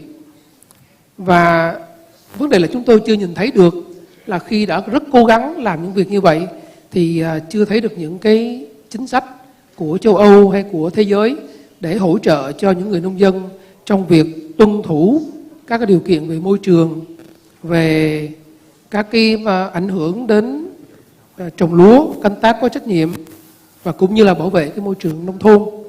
Thì điều này rất quan trọng trong cái việc những người nông dân có thể có động lực và có được chia sẻ những cái nguồn lực để có thể tiếp tục cái công việc của mình trong việc cam kết trồng lúa có trách nhiệm, đảm bảo môi trường cũng như là tuân thủ các cái quy định về phát triển bền vững. Xin cảm ơn.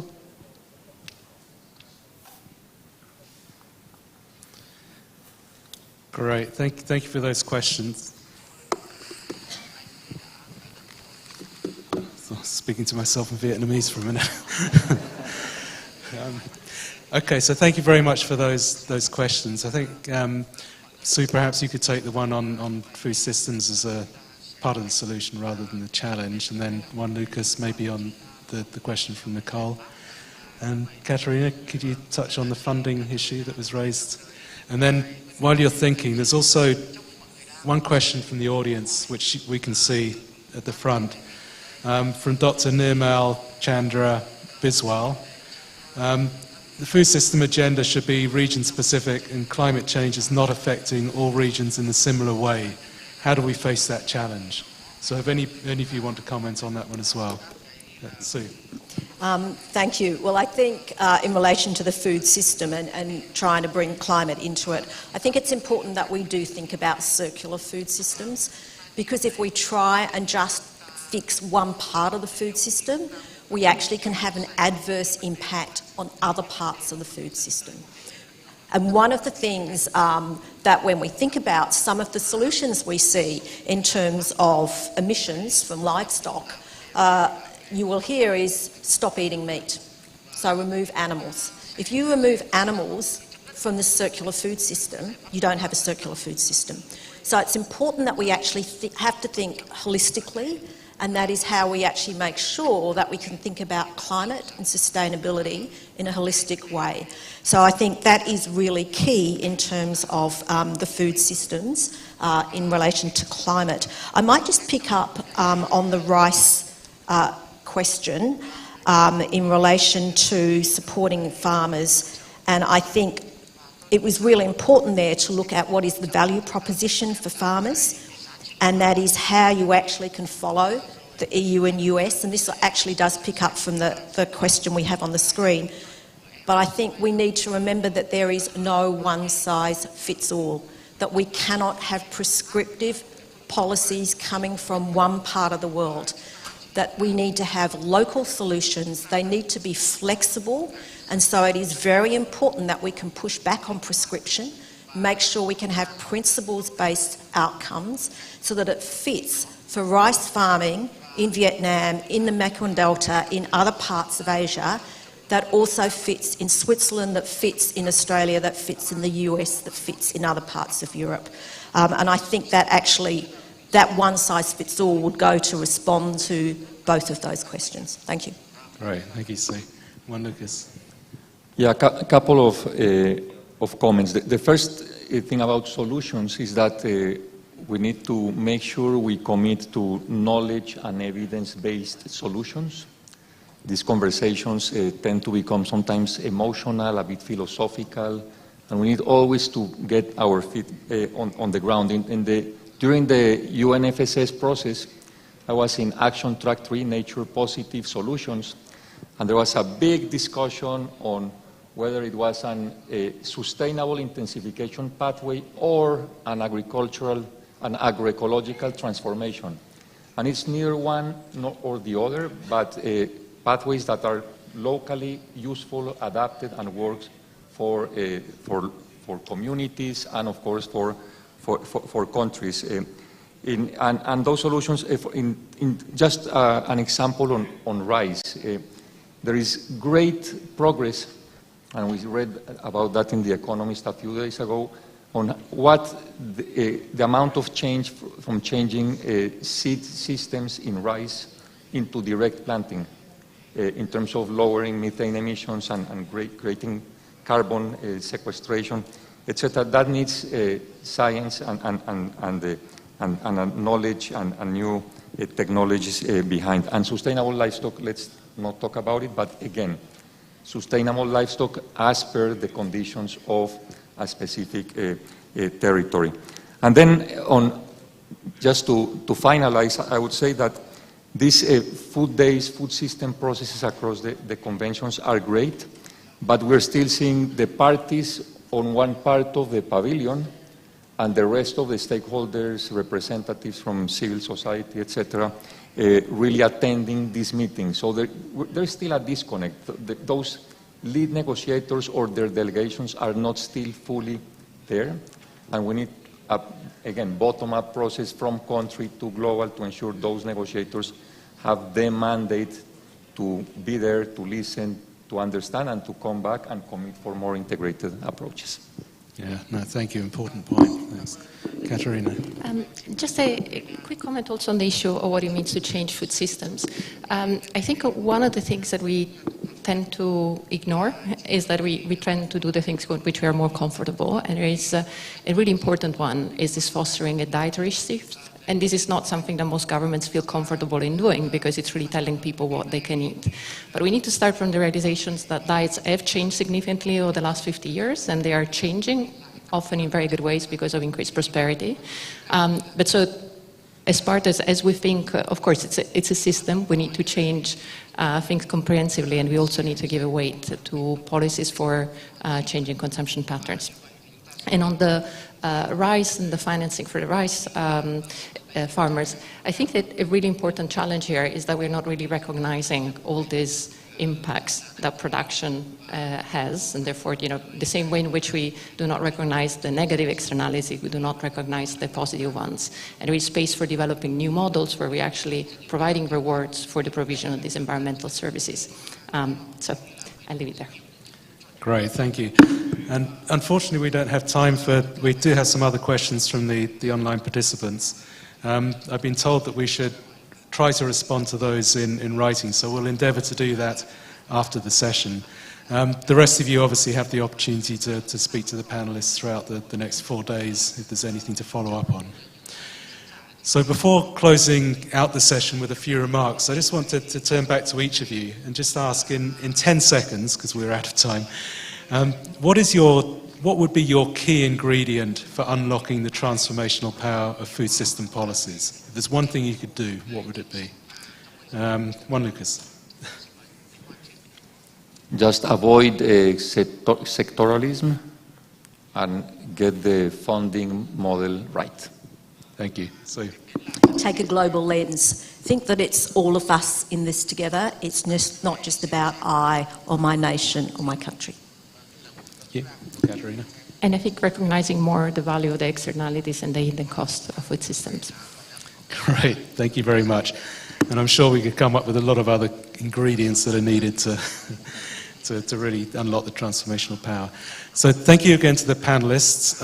I've just got a few concluding remarks, not to try to summarize, but to try to draw out some of the key points which we'll try to reflect in the outcome document for this conference.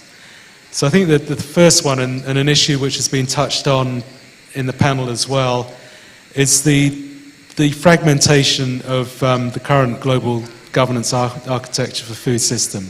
And while we recognize that this has evolved over time, and when we devised global governance elements around food systems, it wasn't with a food systems perspective in mind, so now we're challenged with that fragmentation. We need to recognize that the current situation can have implications when we're implementing at the national level. And those implications can often be unintended, not just for the implementing country, but also for trading partners. So I think that was the first important point from the session. Secondly, that trade is essential, can be supportive of sustainable and resilient food systems by creating stable global markets, but also it in turn can create challenges if we're trying to develop strengthened domestic markets for food products, particularly diversified food products. So there's a trade-off there. We need to get the balance right. Investments in food systems need to be part of standard portfolios of financial institutions if we're to see the agenda move forward. And the national pathways can be used as a basis for anchoring investment expectations to help us shift global finance towards food system transformation. A fourth point, and we heard this quite strongly from David Cooper in particular, we need to include food system targets from production right through to consumption in nationally determined contributions under the Paris Agreement. And of particular relevance to the SFS program and the One Planet Network, those targets align to SDG 12.3 in relation to food loss and waste, a good example of that. The Kunming-Montreal Global Biodiversity Framework needs to be implemented with a food system lens. Again, David gave a number of examples of how the targets can be linked or need to be linked to the food systems agenda. In reference to Gabriel Ferrero's intervention, the CFS as an inclusive intergovernmental policy forum and the tools that it provides through its high-level panel of experts, also in collaboration with the Coordination Hub's Scientific Advisory Committee, will have a key role to play in strengthening and ensuring the coherence that we need across different global policy processes, but also in how they're implemented at the national level. And finally, through the new global strategy on sustainable consumption and production, the One Planet Network itself has a particular role to play in supporting the CFS by providing a UN-backed multi-stakeholder platform that links to the key conventions such as the Rio Conventions and other multilateral processes. So I hope you agree with those main messages. Please, if there are others that you think have been missed or are critical to reflecting in the outcome document, bring that to the attention of myself or the conference organisers, and we'll try to incorporate that. But with those concluding remarks, I'd like to thank you all very much for participating in this session, and particularly to our panelists for their interventions. So thank you very much.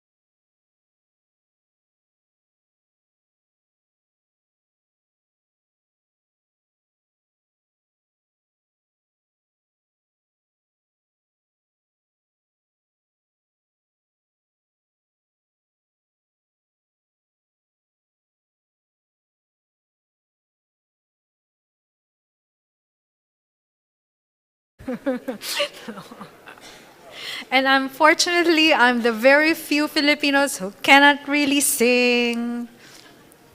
All right, so welcome back, and hopefully the door will be closed soon to give us... Well, we look like we're very few in the room now, and there's a lot of on the side high-level discussions with the ministers who were here this morning. I wanted to let you know that we have actually over 150 people online. Some of them are actually groups of people with one singular signed in. And Vietnam is very proud to announce that some of them are also coming from village offices who are listening in and tuning in and trying to understand the whole concept and framework of food system. So that's one of the things that we're quite happy about. So if someone can kindly close the door, we will soon start. One other announcement is for those people who are here with your side event planned for tomorrow. You are wanted because apparently you did not fill up some paper or something. Please go to the Secretariat room after this session if you have a side event planned for tomorrow. So, waiting for the door to be closed, please. Will somebody close the big door in front? Secretariat support, can you somebody close the door? Thank you so much. So, the past session has given us governance framework at the global level. And I actually have a question for that panel, which I reserved for now, because as some of you may be aware, food system was actually rejected as a concept during the Coronivia negotiations at COP27. So I wanted to ask what kind of responses can be given in light of criticism where food system was seen as very difficult to be implemented by some of the decision makers who negotiated under Coronivia. For those who do not know Coronivia, it's the landmark decision for agriculture under the United Nations Framework Convention on Climate Change. I know that the main reason behind that is that they feel that those who were mandated to sign a policy or reach a global agreement, the reach of it is beyond their jurisdiction. And so they were not able to answer or support food system as a concept during the Coronivia Joint Work on Agriculture negotiation. And so, with the following discussion, with the upcoming discussion now entitled Revisiting National and Subnational Governance and Policies, I hope that we can glean some responses towards how we could actually gain acceptance for food system as a concept by negotiators for agriculture, such as the one that happened at COP27 for agriculture. So without further ado, I would like us to please, this session is going to be moderated by Ms. Dr. Karina Hawks, who is the Director of the Food System and Food Safety Division of UN FAO. Karina will now provide some keynote remarks and then moderate the rest of the session. Dr. Karina, the floor is yours. Let's give her a round of applause.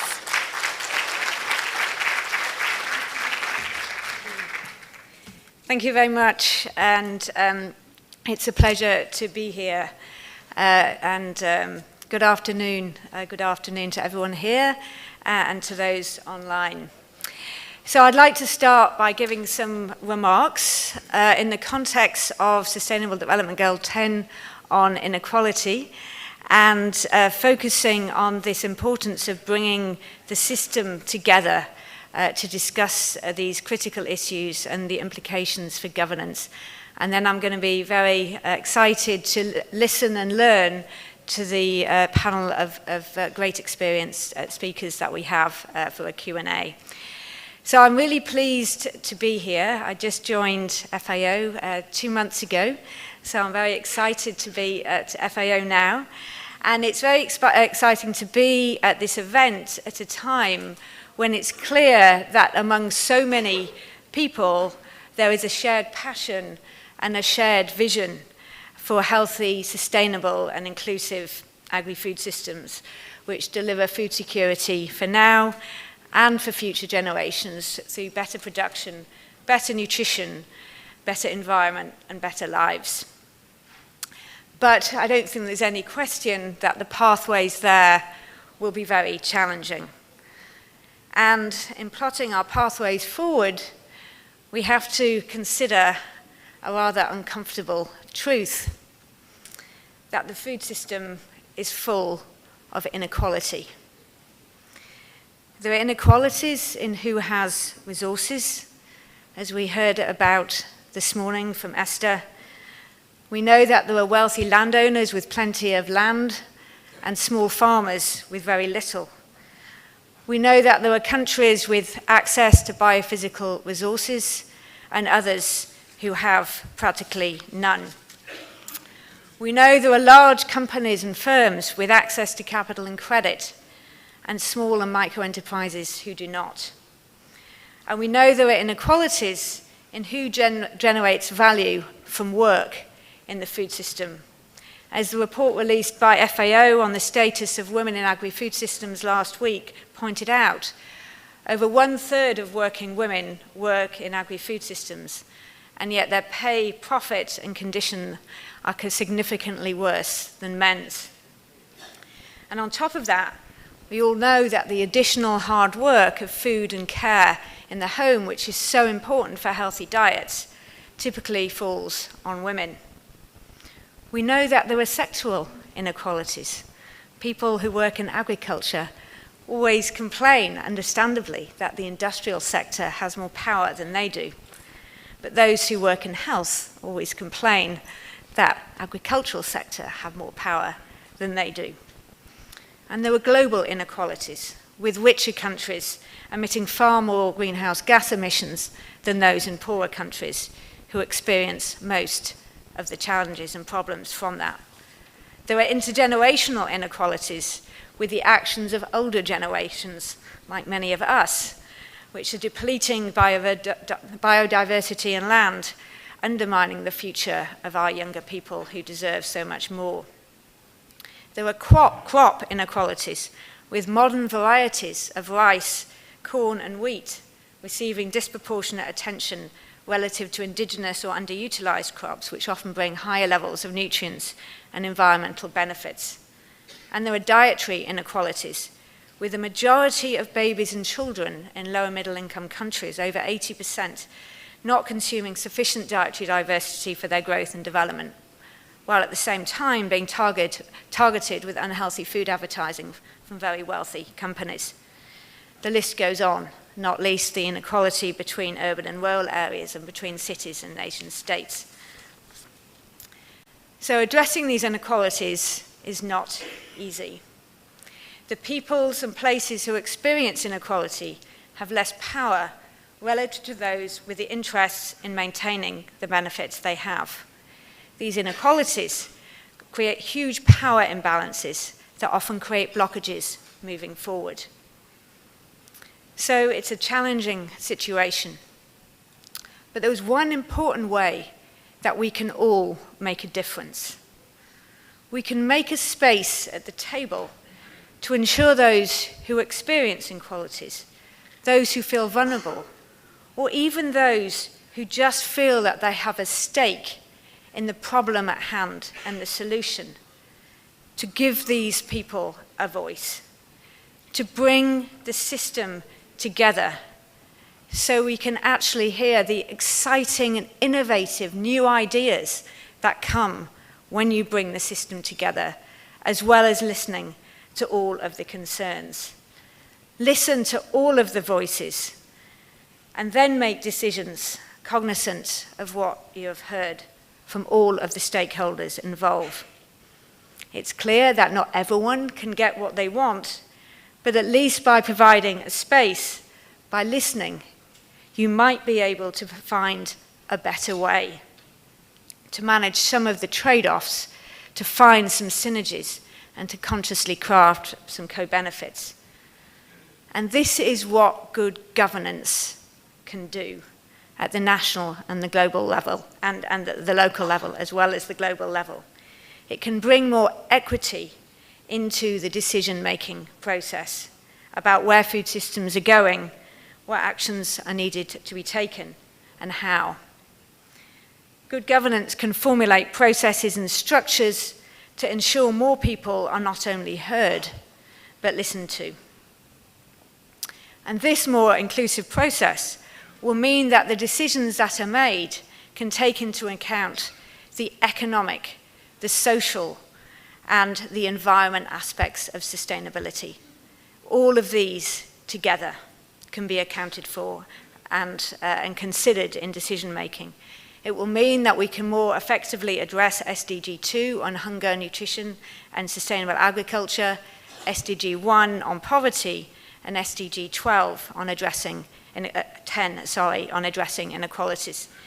It will help accelerate the huge but yet under-leveraged potential of systems, of food systems, to deliver better lives.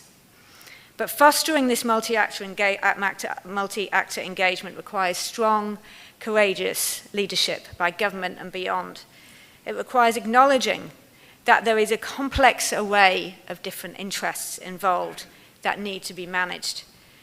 It requires building capacity for people to articulate and develop their voice.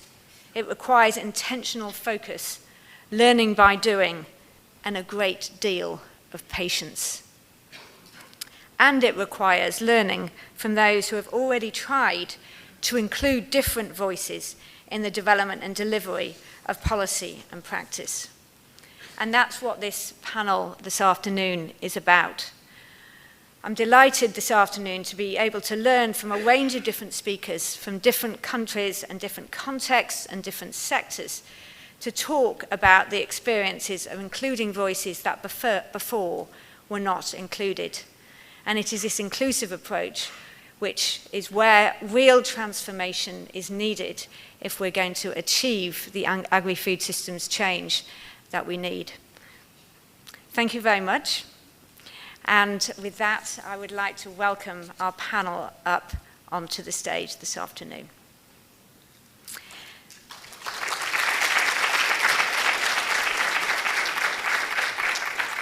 First of all, I would like to welcome Dr. Truong, National Convener from Vietnam.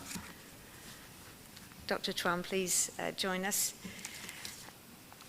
I would like to welcome Mr. Edward Walugembe, National Food Systems Coordination Committee Chairperson of the Office of the Prime Minister in Uganda.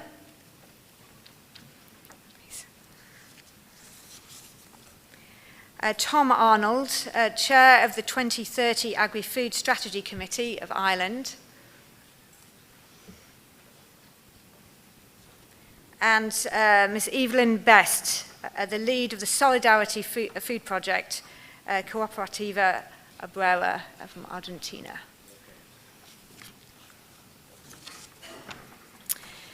And Christine Campo, Global Advocacy Director for CARE.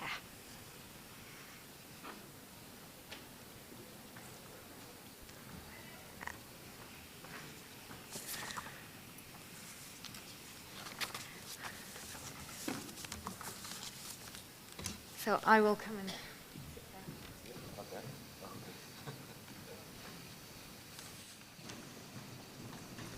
down. Okay, thank you. So, I need some. So, in the context.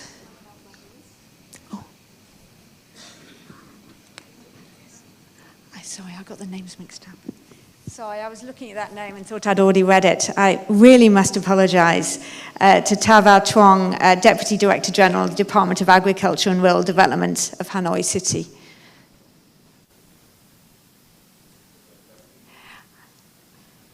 You must, sincere apologies, please.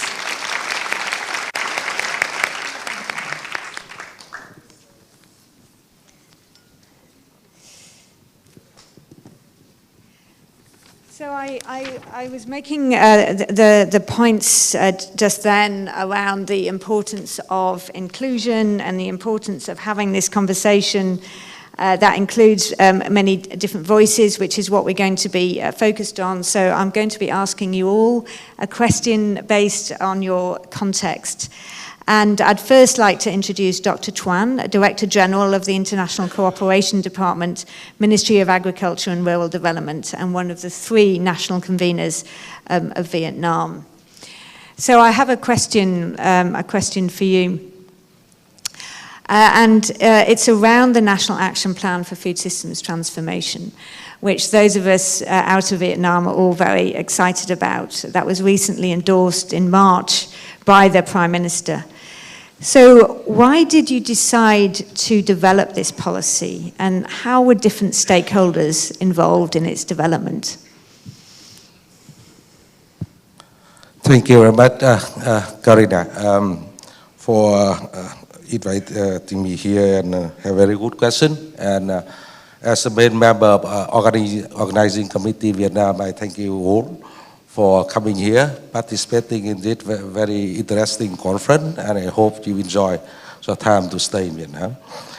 So for the National Action Plan on Food System in Vietnam, the first one is why, and I love the slogan of this conference, that the transformation we need. We need to transform the food system in Vietnam, first of all, for our own benefit. Up to now, Vietnam agriculture has been performed quite well, with very good agricultural productivity, a good agricultural volume, quite good export performance, but we still face a number of shortcomings and concerns, including like low-income farmer and unequal sharing of benefit along the value chain, especially for farmer. We still suffer from, I think, the normal triple bottleneck of food security, including temporary hunger somewhere, sometime. But more importantly is undernutrition. People have enough food, but we don't have very good diet system or structure. And in the urban area, we witness, the strong tendency of obesity, overfeeding, especially for the young kid. And with the good growth of agricultural productivity, sometimes going together with more and more pressure on the environment and the ecological system for agriculture. And it means that we need to change. And it's not just our own commitment to the UN Food System Summit in 2021, but in other very important policy, like resolution by the party, the strategy of sustainable agriculture, rural development up to 2030, and the vision up to 2045, we show very clearly that we need to change our system. And that's why we made a very strong commitment to the UN Food System Summit that we would like to establish the transparent, responsible, and sustainable food system in Vietnam. And with such kind of commitment, that's why we draft the policy document on action plan to implement the food system in Vietnam. And it's also the way that we improve our image to the world as one of the main exporter of food to the world. Now Vietnam is ranking at the 15th ranking in terms of agricultural export in the world. And we also show that we are responsible for what we export to the world. And another reason that we need to have action plan to improve the food system in Vietnam, that we need a better coordination mechanism. That's why we propose the Prime Minister to sign on the new policy document, new decision on the food system in Vietnam. And we also propose that we establish a partnership to implement the action plan on food system in Vietnam. So in Vietnam, we already have experience with the partnership for One Health. That is the very close coordination among Ministry of Agriculture, Ministry of Health, Ministry of Environment and Natural Resource Management, and so sometimes with Ministry of Industry and Trade. But with the partnership on food system, we mobilize not only the multi-sectoral level, but we also would like to mobilize the private sector, the association, the cooperative, the local authority, and we also open to the participation of international partners in this process. And for the, before we participated into the UN Food System Summit, we organized different round of consultation at the local level, at the regional level, at the national level, and we had too many kind of thematic workshops with different experts, with different group of private sector, with the farmer. I remember we got at least 500 opinion and comment, and then we gather together and we work with a task force together to propose the policy document to the Prime Minister for approval. And that is the way we expect that we could listen to different kind of opinion. So we also activate the incentive and the interests of different stakeholders in the food system in Vietnam.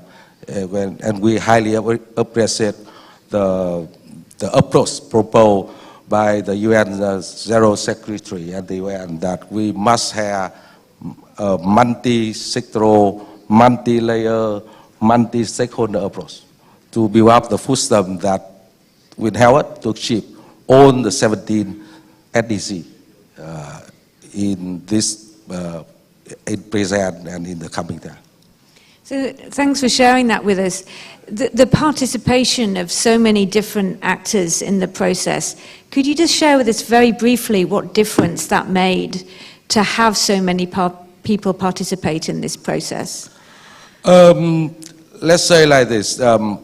When we talk about at the government level, different ministries have different kind of interests.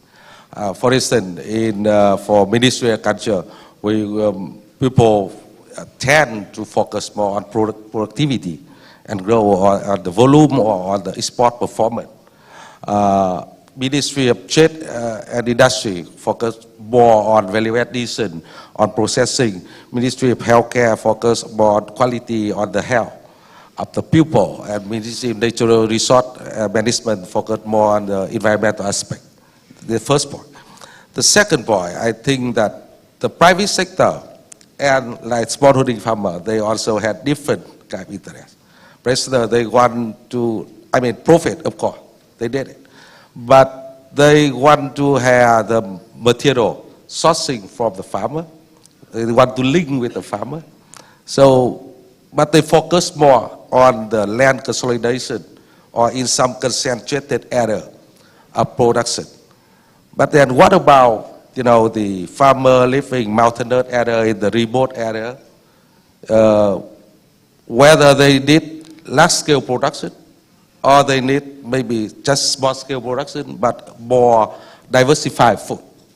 So to improve their own local food, their own diet system, that is healthy, and that will help them with a better nutrition at the local level. So it's that's some example that we listen, we hear from different kind of consultation workshop, and we establish a task force to work together to identify the main problem, the issue, and identify the main solution. And that later on we put in the draft policy document to propose to the Prime Minister. Thank you very much for sharing that fascinating example of how ideas and solutions can come out of these processes. I'd like to now turn to Mr. Edward Walugembe. Thank you for joining us. You're the National Food Systems Coordination Committee's chairperson and Commissioner of Strategic Coordination and Implementation in the Office of the Prime Minister in Uganda. And Uganda has established a National Food Systems Coordination Committee, which is great news. Can you explain to us why you decided to establish that committee? What were the driving reasons for it, and what it aims to achieve?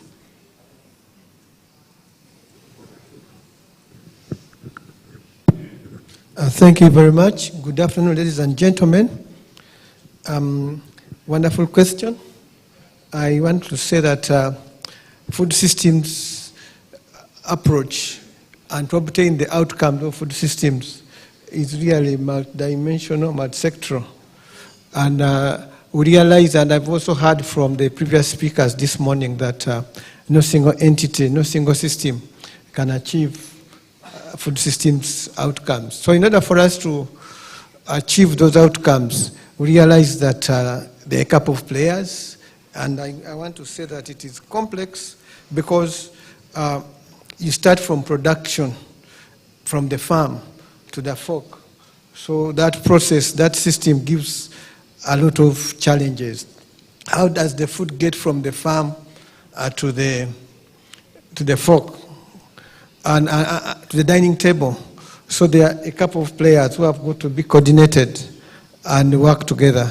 So, well, it means that this is complex. We need to get various systems, various entities to work together effectively, smoothly, and efficiently to get the food to where it's supposed to be. Because once you have the food in the garden and it's not utilized, it means nothing.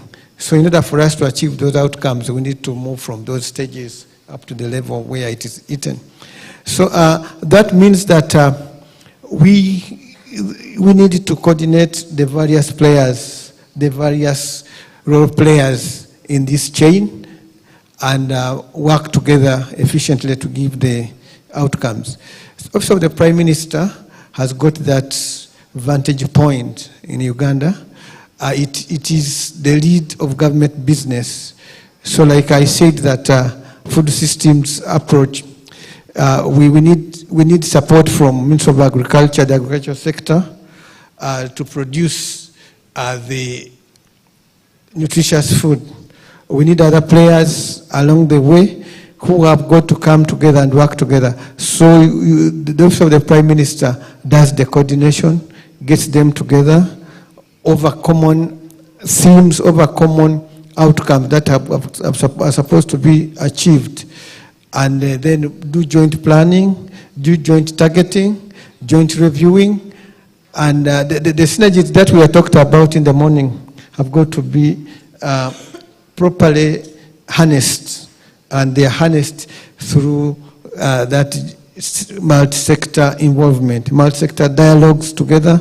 So when you come together, you sit and agree what you are going to achieve. Each one knows his role. Each one knows when to play it and how to play it. So the Office of the Prime Minister does the issue of monitoring and coordinating. You know who's supposed to do what when, and that is something that's supposed to be followed through. And within the various systems, again, they are given the opportunity to go back and work to achieve their certain objectives. So there is generally what the committee at the national level would like to achieve, which is achieved through, again, the various players who, again, are given various roles and also know their roles that they need to play, and they work towards achieving them. So the issue of coordination comes in very handy. It brings together all the players. I would like to add that in order for us to achieve the outcomes of food systems, we need to have access to safe and nutritious food. That's Ministry of Agriculture. We need to shift to sustainable consumption. That's Ministry of Health. When the food is there, how do we feed? I saw we need to be careful with the food as well. So if the food is available, it should not cause challenges to us that we feed. So Ministry of Health comes in regarding sustainable consumption.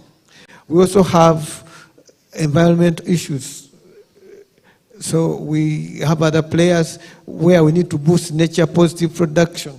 So water comes in. We have equitable livelihood. You've been talking about those who have and those who don't have. Ministry of Gender comes in. And then we have also to work towards building resilience to shocks and stress. Another ministry again comes in. So all these have got to be coordinated. They need to deliver at some point. And the coordination arrangements and also the Prime Minister help us to put them together so that you can plan together, you can deliver together, you can assess together, and then identify implementation challenges and bottlenecks together and resolve them together. Then after which you come again and review and see how best you've moved based on what we are supposed to do.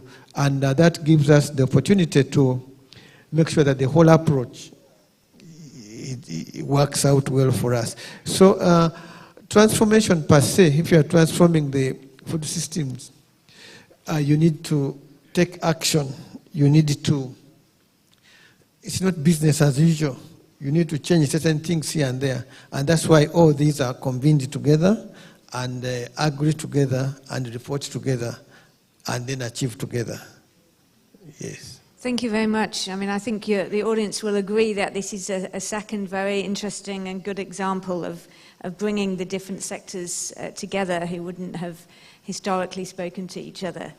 So thank you for sharing that second example with us. And I'd now like to move to Tom Arnold, Chair of the 2030 Agri-Food Strategy Committee in Ireland, who's going to share a third example of an innovative governance process which we're talking about this afternoon. So Ireland has a history of developing 5-year agri-food strategies through a multi-stakeholder process. And the agri-food strategy to 2030 is the one that you chaired in 2021. Could you share with the audience the approach that you took to this multi-stakeholder process, and what were you trying to achieve, and what were the benefits of taking this multi-stakeholder approach? Okay, thanks, Karina. Well, it's important to state at the beginning that this was the fifth. There were a number of food strategies developed since 2000, so this one was the fifth such strategy. So there was learning there, but in terms of setting out what this latest one was to do, the terms of reference for that were were drawn up following substantial public consultation about some of the previous strategies and what should be the focus of the new one. And the clear message was that we were asked to devise a strategy which would get Ireland to have an agri-food system which was sustainable in its three dimensions: economic, environmentally, and socially by 2030. So that was at the heart of what we were asked to do. We started work in January of 2020. The objective was we would have got finished during 2020, but COVID intervened, so it took longer. But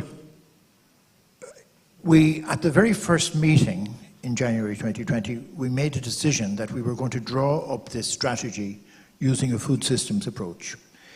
All of the previous strategies were in one way or another about expansion of the agri-food sector. This one, we decided from the beginning, had to take account of the interconnectedness between agri-food and other issues, particularly the environment. So that was a critical first decision, and it also implied that all key links in the food systems chain had to play their own specific part in working towards a sustainable food system.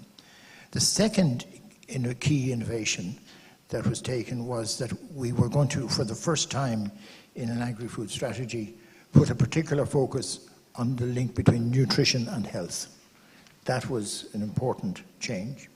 And the third one was the link, the commitment that there was to be between domestic policy on sustainable food systems and for our foreign policy on sustainable food systems. So in effect, what that meant was that when we finished this document, eventually in July of 2021, that was the basis then for Ireland's positioning for all of the subsequent international meetings, Food System Summit, Nutrition for Growth, and the COP meetings. So we got about our work. We came up with a first draft of a strategy in April of 2021. That was put out for public consultation, lasting 2 months. During that public consultation, we ended up having food systems dialogues, the outcome of which, this was the initiative led by Dr. David Navarro for the Food System Summit, the outcome of those food systems dialogue both fed into the final version of the Food Vision 2030 and also fed into Ireland's positioning for the Food System Summit in 2021. The document was finalised in July of 2021, adopted by the government in August, and it is now in its in implementation. And the first implementation report of setting out the commitments made and what has been done about them is about to be published this week or next week. Because I think one of the key messages from some of the previous strategies was, even though they were good in content, etc., there was not sufficient accountability as to what happened when they were being implemented. So that's where we're at the moment, and I think the first implementation report will give, I would say, a reasonably good pass mark for what has been done, but also identifies the many, many things that have yet to be done. Great, well, thanks very much for sharing that with us, Tom. So I'm now going to introduce Ms. Evelyn Best, lead of the Solidarity Food Project, Cooperativa Obrera in Argentina. So the first question for you is around the cooperative. It's a different kind of enterprise. It's a social company set up to provide economic, social and cultural services to its members, more than 2 million. Could you describe for us how the Cooperativa is engaging in food systems transformation and what benefits you see of the private sector of being engaged in this process?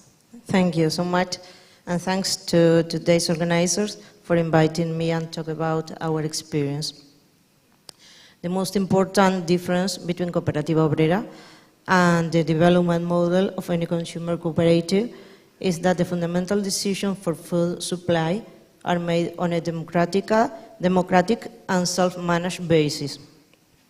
La Obrera, as we call, provides its service on a 4.5 million inhabitants in a region in the center south of Argentina, out of which more than 2.5 million are members of our cooperative and are supplied on a regular basis through 145 branches distributed in 71 cities, as well as through e-commerce. The mission of La Obrera is not to seek profit, but to satisfy economic, social and cultural needs, ensuring an adequate balance between service quality and price economy.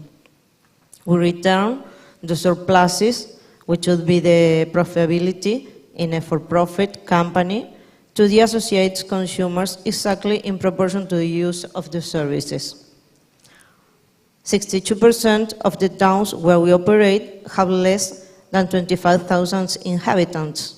There are towns that are not served by the large supermarket chains because they are neither interesting nor profitable for them. So we generate decent employment for more than 6,000 people. We have developed more than 1,000 proprietary low-cost brands to help the consumer's household economy. Most of these brands are produced by cooperatives and small and medium-sized companies. We are promoting healthy foods with higher nutritional value through the ECOP brand and the establishment of a special section of areas in our store to display healthy products. We want to mention in particular the Solidarity Food Program, which was launched in January 2020 and has the mission of rescuing and donating food that is still safe for consumption, but in no condition to be marketed, in order to contribute to reducing hunger and improving malnutrition of children, people with disabilities, or elderly people in condition of socioeconomic vulnerability, as well to reduce waste and protect the environment. Both objectives are aligned to the United Nations Sustainable Development Goals, number 2, zero hunger, and number 12, responsible production and consumption. And the International Cooperative Alliance, ICA, is committed to supporting the achievement to SDGs via the cooperative movement. This program is managed by more than 80 volunteers of the Cooperative Obreras Foundation, who volunteer to facilitate in an organized way solidarity causes. Thank you very much indeed for that contribution. Thank you. I'll move straight on to you, Christine Campo, Global Advocacy Director of CARE. Now, you have experience in supporting municipalities in organising national and local level dialogues for food system pathways in the UN Food Systems Summit. But what I wanted to ask is, how are you now working to engage sectors and stakeholders at the national and local level for the implementation of the national pathways? Thank you. Hi everyone, you may know that CARE had the honor of chairing Action Track 4 during the UN Food Systems Summit process. And that action track was about advancing equitable livelihoods. And we knew straight from the start that any solution that we were going to be putting forward in our action track had to be built from the farmers and workers that are working across food systems. And our goal was really to shed a spotlight on the estimated 4.5 billion people who earn money from working across the food system. So we are focused really on their rights to decent work and to just remuneration for their efforts. So CARE organized 40 subnational level dialogues to hear from these stakeholders and joined some of the 800 multi-stakeholder dialogues that were also happening across all the countries that were involved in this process to make sure that the voices of civil society, social movements, and all the food producers and workers were front and center. And we're very proud with how many of our interventions made it into the national food system pathways. I'm going to give one concrete example from Nepal.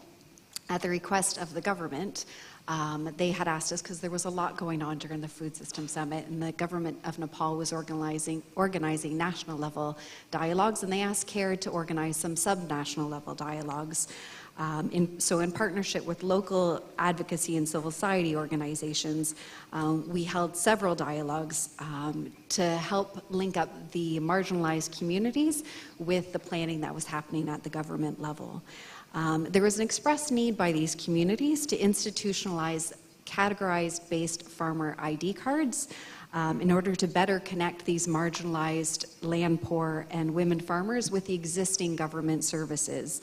As a result, the government of Nepal thought that was great, and they included this in their national pathway as key to protecting and enhancing social capital and to reduce risk for farmers who are not formally recognized in their systems and then typically forgotten by state services. CARE is now continuing to partner with all the levels of the Nepalese government to refine policy design and strengthen systems to allow for the adequate implementation of this model at local, provincial, and federal government level. So far, 15 local governments have institutionalized this model, this approach since the Food System Summit, and that's impacting 52,000 farmers with many, many more on their way. We're just getting started. And you can multiply this example that I've given in Nepal with several other similar interventions that we've been working with governments across Asia and Africa. Thanks. Great, thank you. So there's two further examples of including very different actors in this process who wouldn't necessarily have been included before, and it's good to hear of these experiences. And I want to turn to the city, the examples of the municipal level, and particularly of the city, the fine city that we're sitting in now. So Dr. Tavor Chuong, you are Deputy Director General, Department of Agriculture and Rural Development of Hanoi City. Welcome. Could you tell us a little bit about the work that's been done at the municipal level as a key partner in food systems change, and who has been involved and who is participating in that municipal level, city level process?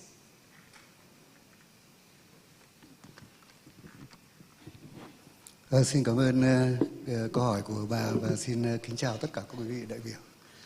Đối với thành phố Hà Nội thì có Hanoi city, it can be said that it is a very special city, a capital city, but in terms of agriculture, it is among the top provinces and cities in the country in terms of husbandry, aquaculture, and also crop plantation. And regarding the population, this is a large market as well.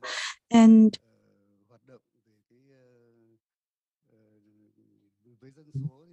regarding the population of about 8.4 million, that is the official number, but regarding the temporarily resident people, the people, we can have more than 12 million.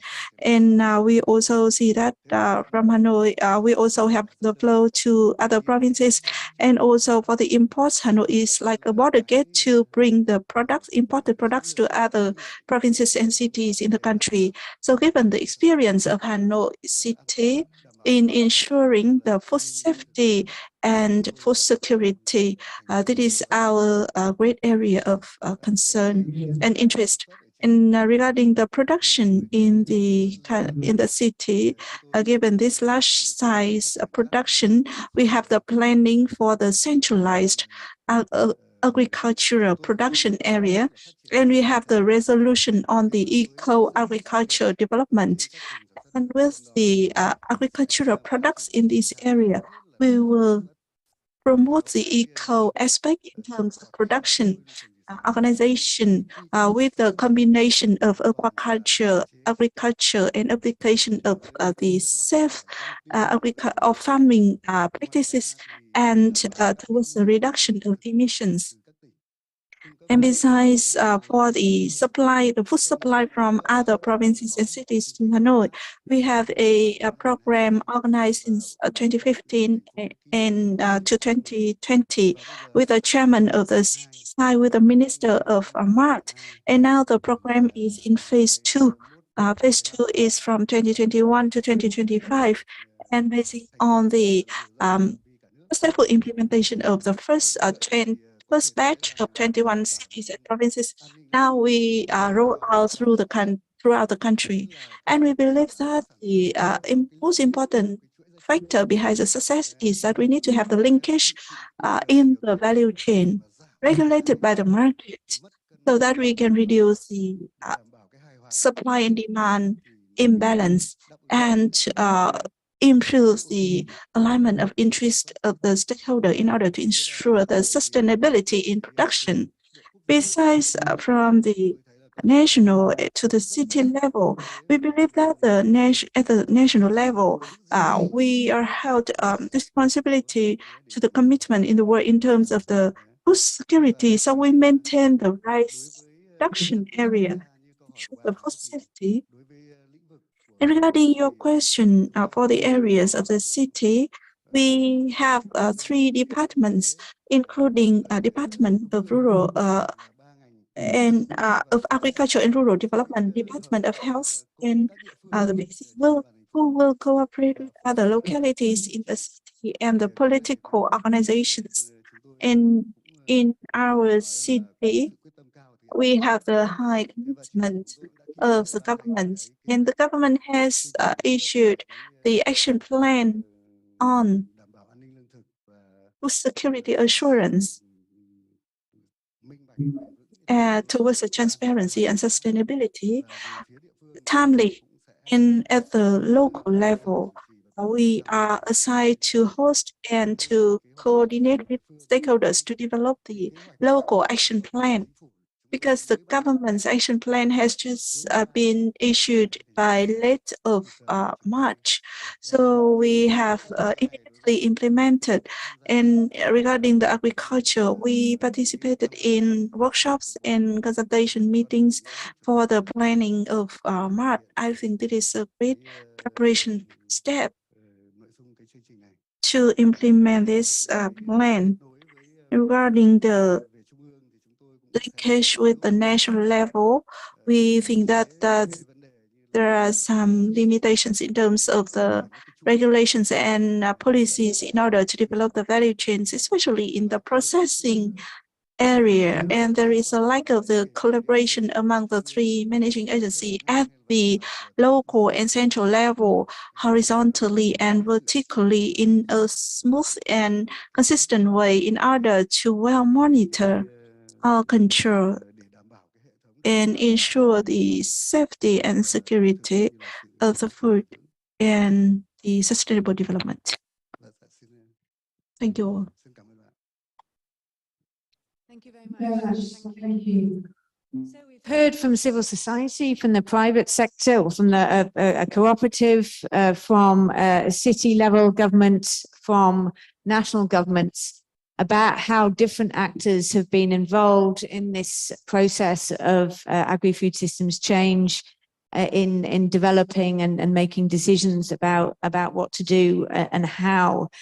I'd like to ask you all a follow-up question, the same question really to all of you, which is the main challenge that you encountered, like the number one challenge that you encountered in trying to be more inclusive, in trying to bring together sectors, in trying to include more voices, but also the main benefit that you have experienced by being inclusive in the approaches that you have taken. So if I could ask you briefly for the main challenge, for the more multi-stakeholder, cross-sector approach that you've taken, and the main benefit. So I'd like to start in the same order. So Dr. Tran, over to you.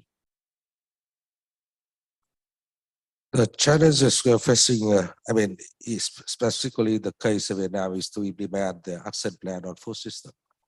I think one of the very big challenge is to change the awareness and the thinking. Frankly speaking, normally in Vietnam, when we talk about food, people just think about rice. And talking about food security, we were normally talking about rice security. But food is something we have to eat, not just only at the production level. And we can mix different kind of agricultural products to make the food. Food is something to eat. And that's why I love the slogan by FAO, like better production, better nutrition, better environment, and better life. So food is something we eat for our hunger, for our better nutrition, and for better thinking and a better life. So I think that kind of concept needs to be changed in more positive way. And I think we need more and more, like media, communication, dissemination, changing agricultural national service system in Vietnam. I think the second big challenge is, I think people, not only at the national level, but also at global level, is in terms of coordination. Because food system is a very broad concept, and we have multi-sectoral, multi-layer, multi-stakeholder. So how to coordinate it? So our experience that we will work with the ongoing and the existing project program policy.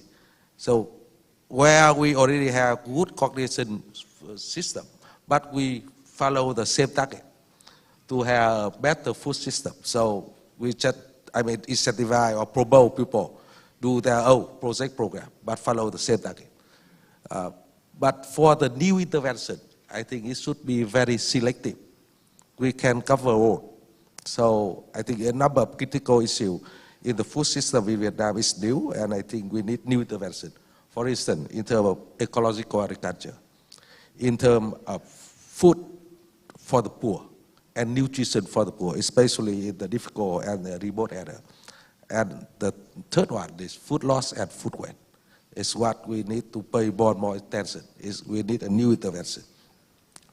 The third challenge, I think, is we're really afraid of the new emerging trend of trade protectionism in food, with the new, geopolitical situation and so on and so forth. So it will have two, very negative effects. Number one, it will increase the cost of moving the food from the food surplus to food deficit country, or from food surplus to food deficit area. But number two, I think, is more seriously, is it will exaggerate the uncertainty of the market. So it will have very, very negative impact on the smallholding producer, but also on the poor consumer. And last but not least is challenge is the lack of knowledge, of technology, of finance. And by this occasion, I would like to call for support and cooperation with own partner here, international partner, private sector, association, to work together with us. Because we need to learn more knowledge, we need to know more technology, and we need to have also very accessible finance to enhance the food system in Vietnam. Thank you. Thank you very much. Edward, you described the process of bringing together the sectors under the Office of the Prime Minister. What was the main challenge that you encountered in this and the main benefit? Thank you very much. Thank you very much.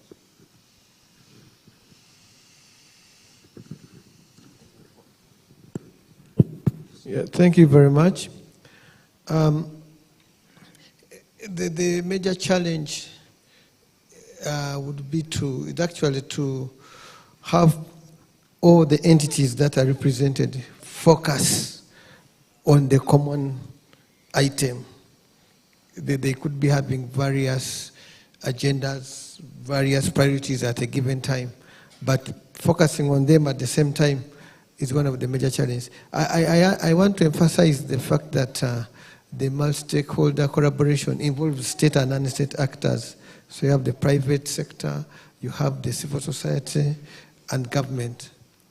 At some point, it's easier to rally together the government actors, but then the private sector could be a bit of a challenge, getting them to commit and work together.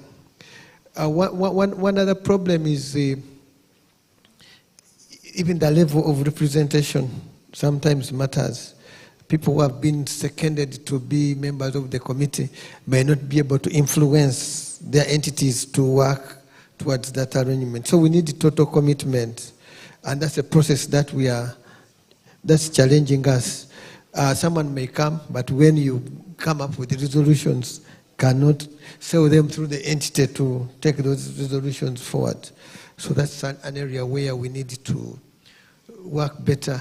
So even when at the technical level, when we meet, we need again to escalate it to the other level, the steering committee, the policy level, so that everybody can move together and pull together.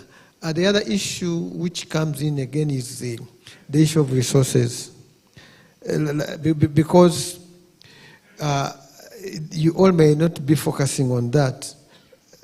Some entities, when you call them for the engagement, may not be resourced, so you need to have adequate resources to support them. But most importantly, we need to ensure that we have the focus on the same goal at the same time. That calls on a lot of advocacy and campaigning so that we can meet at the same time and work together. So issues of capacity within the various entities, you agree on this, then when they go back, they don't have the capacity, they did not budget for it. So the issue of joint planning, joint budgeting comes in handy. So that is something which we need to plan at the beginning of the implementation plan and achieve. So we also look at the benefits. Yes, there are benefits. Those challenges aside, there are benefits. We've agreed on the work plans. So going forward, I think it will be easier to, again, plan at the same time and have resources just in time for the engagement, just in time for the implementation, so that when you go for reporting and reviewing, you're all at the same point.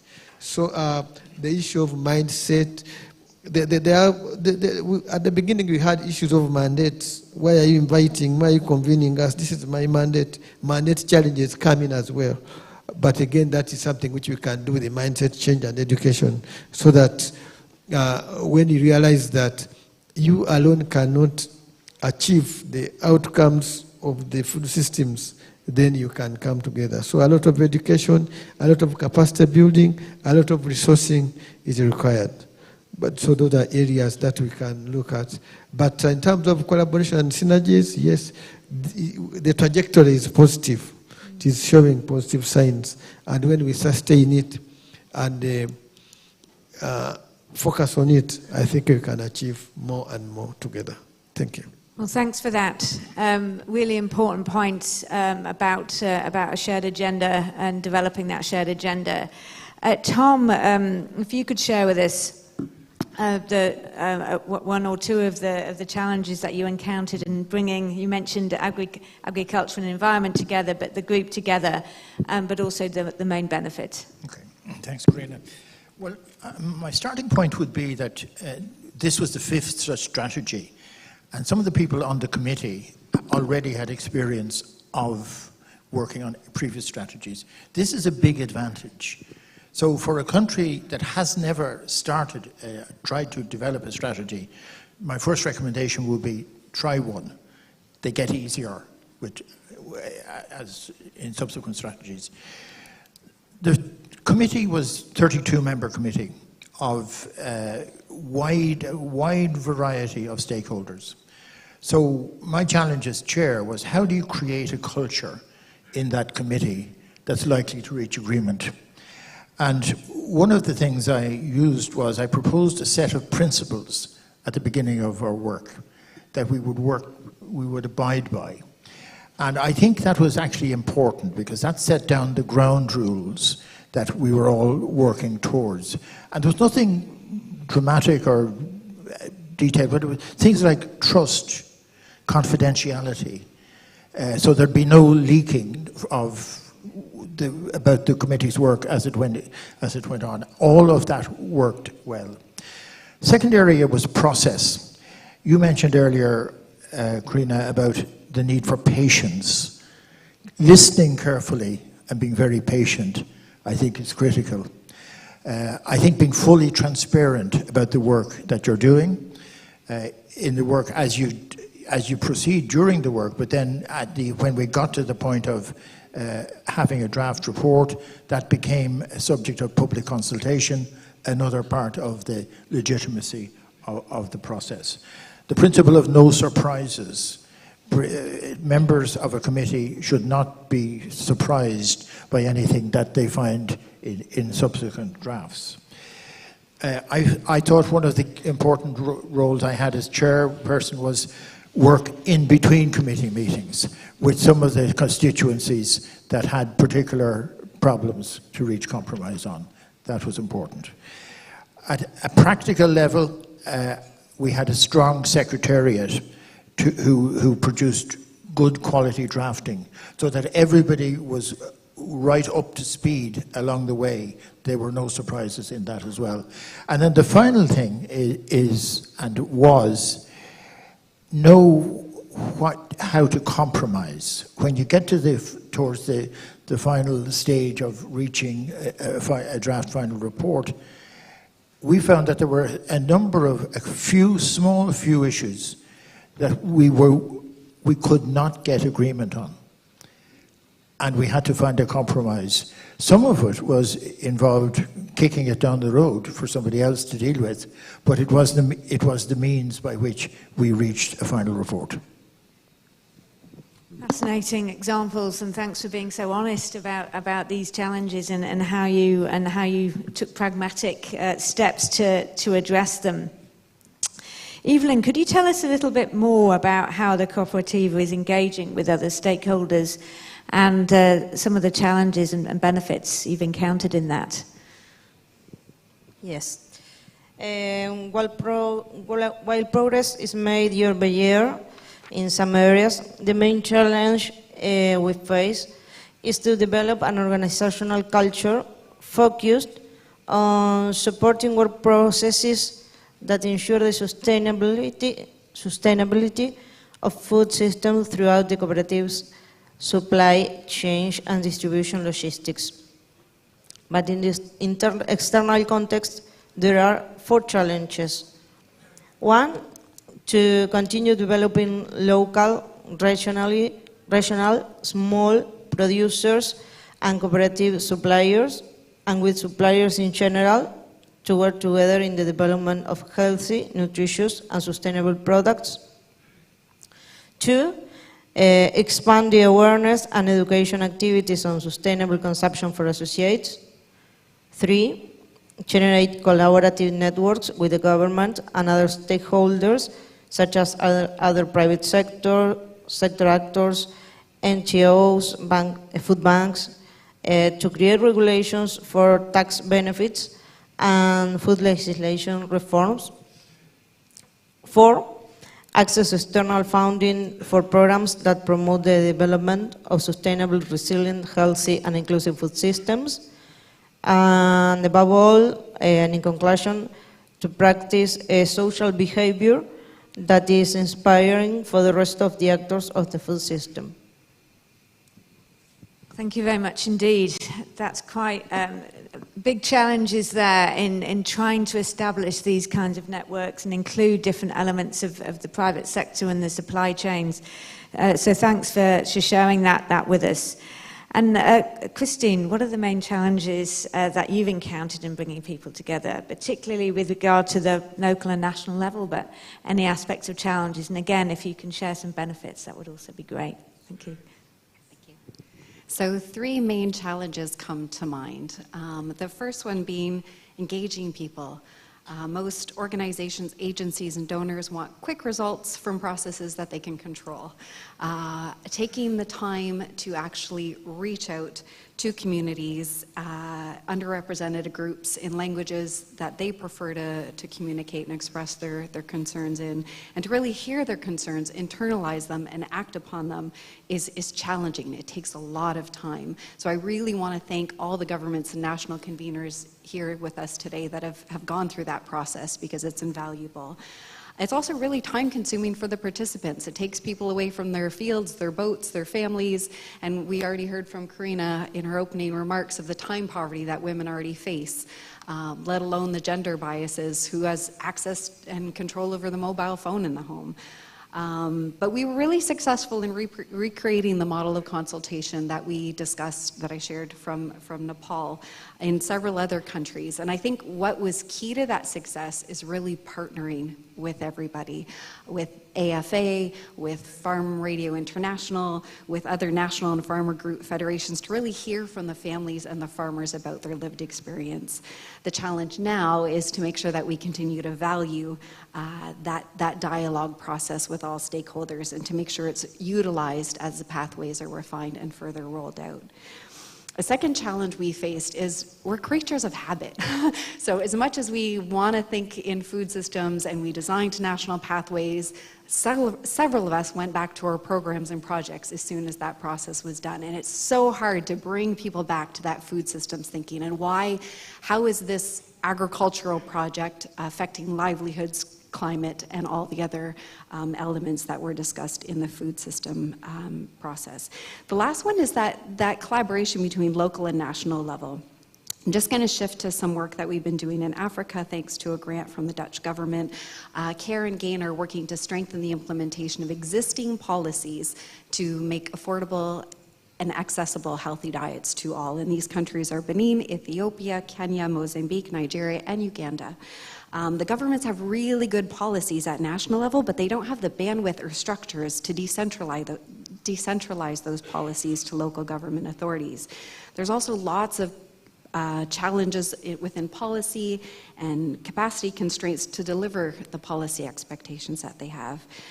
There's also a proliferation of policies which are not mutually reinforcing and therefore are really hard to implement at subnational or local levels. And lastly, gender equality and women's empowerment are frequently neglected from some of these policies as they're being created. So what we really require is a whole of government, whole of stakeholder vision when we're approaching this process. And it's not easy to do, but I think it's very much worth the effort. Thank you. Thank you. Well, we're definitely hearing a lot about time and patience and resources, and of course that requires investment in these more connecting processes that are often forgotten and left aside in the world of funding projects, something that we really need to consider. So over to Dr. Chuang, I'd like to ask you about the governance experience that you've had at the municipal level, and what are some of the challenges and benefits you've had about this process of working across sectors and at the municipal level? Xin cảm ơn. Chắc là thời gian thì tôi nghĩ là cũng còn rất là ít đúng không ạ? Thank you so much, given the time is very limited, because I see the organizer just show the timing card to us. So I would like to have a very quick answer to the challenges questions that you have, regarding the development of the sustainable food system. We have the challenge with the nature of the participation of many stakeholders. We talk about the intersectoral participation, and like the previous speaker said, that we need to have the rules or regulations in advance, and we have like the decentralization and very specific responsibility allocation for each participant in this process. And second, regarding the general authority or the government, the local government should have focal point to direct this process. So these are the solutions in order to overcome the challenges given the multi-stakeholders participating in this system. And the second part challenge I want to say is about the production organization. It is not only limited to Vietnam, but also in other countries. We have the demand and supply and imbalance causing the damage to the producer. So I think the government can hardly maintain the sustainable production given this imbalance. And the imbalance is caused by the lack of the linkage and supply chain based method or approach.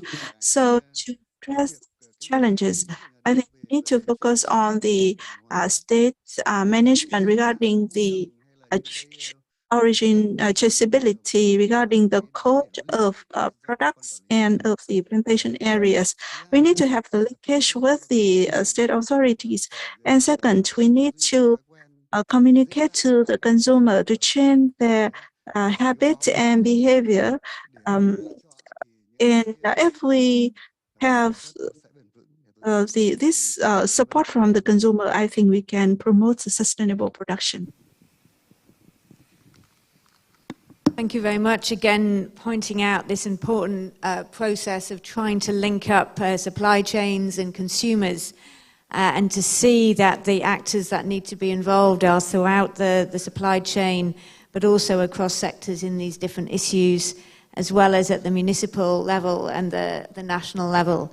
So clearly many stakeholders that need to be engaged in these processes, and many challenges and many benefits of doing this. So thank you very much to the panel for sharing that.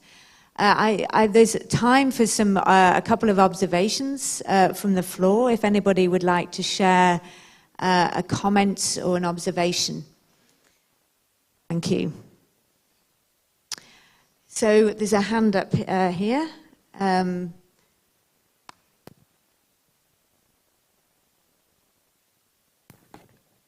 Sorry, could I give it to the lady at the front? Sorry. I was going to say that, but someone was pointing at me. Sorry, do you want to? Thank you. Hi, I'm Nicola Jenkin from South Africa, and the challenges you raised are very well known.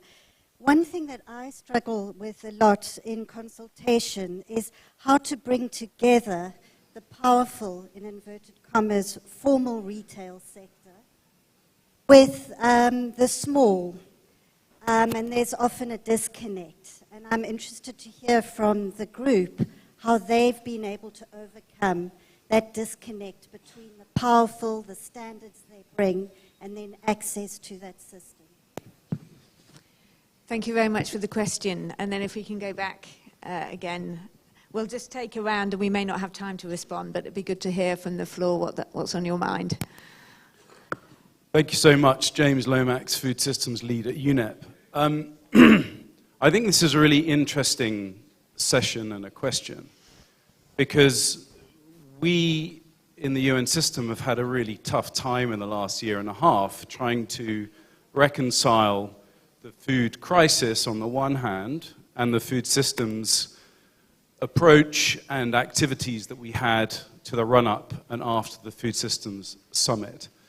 And I think this is a really interesting question for all of us, and maybe to the panel as well, is to say, oh, okay, how do we reconcile the food systems approach with the need for food security? Now, I think I understand that, but the question is, how do we do that in practice? Because what really happened was that in September 2021, partly led by the Action Track leads, we really had a very forward-focused approach, looking at, long-term thinking, investing in natural capital, human capital, integrated policies.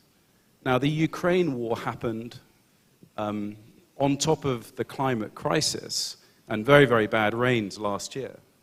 And we got into a situation where suddenly the dialogue completely did a 180 turn.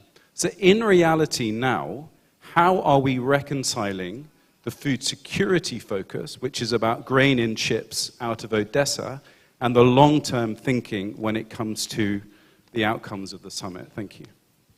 Thanks for that comment. I think there was a comment at the back. No. Yeah, okay. Thank you very much indeed. My name is David Nabarro, and I was a bit involved in the national dialogues and the independent dialogues. And I just wanted to, on behalf of all of us who've watched this process, thank the 6 people on the panel and you, Karina, for what, from my perspective, is a really important learning moment. And the lesson seems to be really quite simple. To work together is the sensible and obvious thing to do for people and for the planet, for food producers and food consumers. But there are multiple forces which fragment us all the time. And the learning I have is that we just have to constantly focus on creating those bridges, that sense of mutual understanding, the principles that were described, the respect that is needed, because that's the only way to go. It's not easy, but I just want to acknowledge, at least from my point of view, the brilliance that we have heard from these systems leaders on the panel here this afternoon. Thank you very much. Thank you. I know there's some additional comments from the floor. May I? I got a microphone. Yes, please.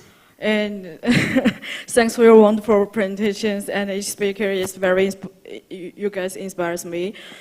My name is Wen. I came from Grunlai, based in Shanghai, China. And as a youth delegate, I have so many questions, but I will choose the most important one. Like Christian said, engaging people is very, very difficult because it takes a lot of time. Just based on my experience, I took part in the all kind of forums like Asian Europe forums. I also the representative of the agriculture part, green agriculture. So I want to ask two representatives of Vietnam government.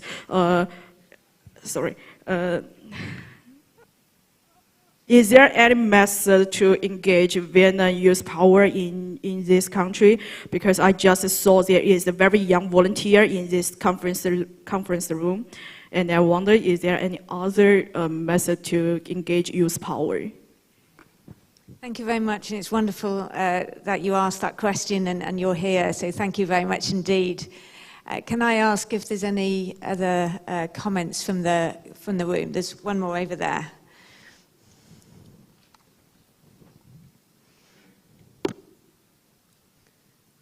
Kính thưa quý vị đại biểu, tôi là người nông dân của Việt Nam và tôi đến từ I am the Vietnamese farmer.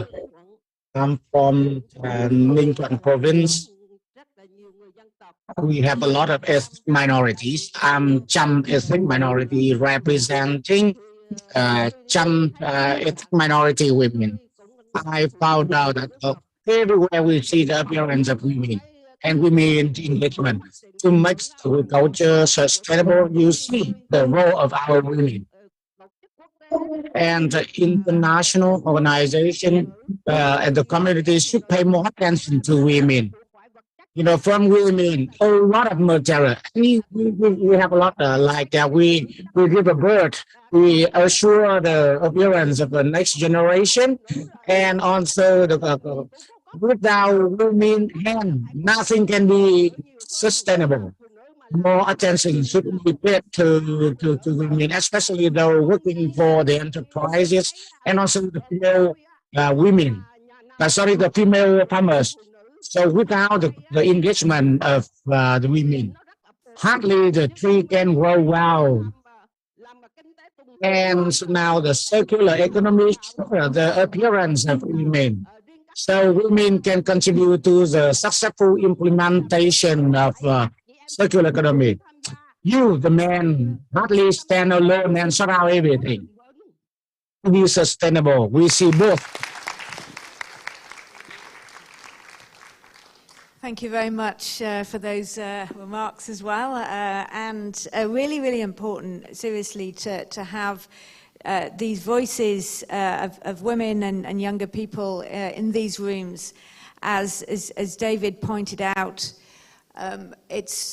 this more inclusive process is hard, it's difficult, and it's absolutely necessary. And that often includes listening to people who we may not historically think we want to listen to, but absolutely have to be included in this process. So we don't really have much time. We've just got a few minutes left. But I would like to ask just a couple of the panel to make some observations on the inclusion of women and young people in this process. They are the next generation and they are the backbone of food systems. So could we have a couple of comments? We don't have time for everyone to comment on how important you think it is to include young people and women in this effort, in this inclusive effort towards agri-food systems change.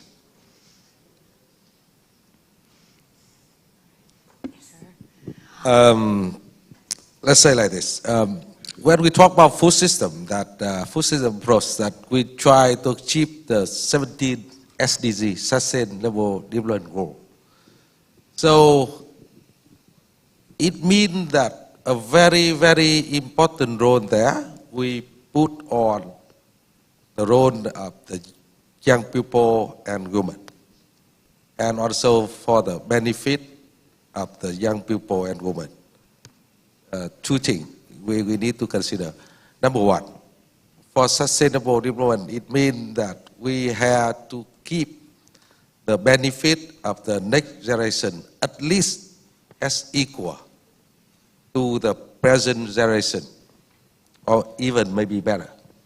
So it means that I think the youth is strongly called to participate in this process. And in the, like for instance, in the action plan for food system in Vietnam, we put in some very specific action to mobilize the youth to join, especially in terms of startup, in food business, in every kind of food business. And for women, I think the role is not just as the producer, but to play very important role in the family. Women is people who know well how to feed the children, how to feed the family, how to keep a very good diet of the family. And it's not only for women, it's also for the next generation. So I'm very, strongly support the role of youth and women, and very sympathize with what you already, contribute to the Sustainable Development Goal. Thank you very much for those courageous remarks. Thank you. Please, very quickly. Tôi cũng rất đồng tình với quan điểm của ông Tuấn, nhưng tôi xin bổ sung một chút là thứ nhất là muốn lôi kéo. With Mr. Tuấn, but I would like to add one thing. If we want to engage the youth, we need to pay attention to school education. I think the second point is that which is being done very well by Vietnam now. We talk about the startup clubs and we have the youth organization. In Vietnam, to attract the youth, we can do it through this channel, which is very efficient. And when we talk about the role of women, I believe that women play a very high role, and the women is also the one who will decide the food and the diet of the family. So they play a very key role in the development of the sustainable food system. Thank you for that remark also. And just finally, very quickly, Christine. Thank you for letting me jump on that question. CARE is a gender-based organization, and I think I would get fired if I didn't say all the great work that we're doing on this. CARE really focuses on the poor and most vulnerable in food systems, and the reason why we focus on women and girls is because they start at a disproportionate advantage on that pathway out of poverty. It's not saying men and boys don't have a role, and we definitely include them in breaking down gender bias and walking that walk together, but that really has been CARE's focus. And it cuts across all of our projects in the 100 countries where we work. And every single year we assess all of our projects, were they gender positive, were they gender neutral, or were they gender harmful? And we're super tough on ourselves. We even have a program called Failing Forward, where it's a podcast where we'll tell you how we screwed up and how we could do better next time and how we are correcting our programs to do better. So I'm really impressed by CARE and all of our staff who are doing that. Lastly, data. We need more gender disaggregated data. We know, and we heard from our audience member, how important the role of women in producing food, but also caring for the family as well as themselves. But the data doesn't pick that up, and therefore policies and programs don't really address the main issues as they need to be addressed. Thank you. Thank you very much to the panel and to the audience. So before I pass over for some final remarks, I would just like to emphasize and thank this fantastic panel for their openness. I believe that if we are going to move forward in food systems transformation and change in agri-food systems, we have to be honest about the challenges that we are facing. We have to be open and transparent and say, we're struggling. How about we can help each other? And by showing solidarity between countries and with each other, we're far more likely to get there. But that starts with an open and transparent conversation. So I'd like to thank the panel very, very much for being so open and being so transparent and sharing what they have learned so far. And we look forward to coming back to you and hearing more about your learnings at a future date. So a round of applause for the panel, please.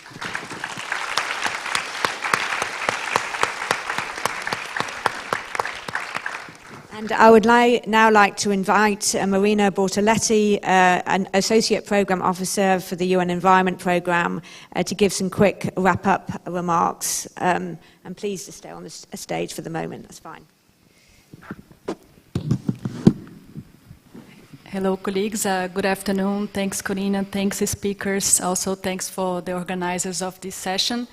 And well, I will try to be quick in providing key remarks and messages from this session. And to start, I believe that this session leaves us with an important message that inclusive multi-stakeholder governance collaboration in all its forms and levels should be the norm or practice to be pursued in face of our joint and urgent goal to meet the 2030 agenda for all, because we need to be inclusive, but also to address the environmental crisis that we are facing, which is worsening inequalities in our food systems, as the example of women that was put here.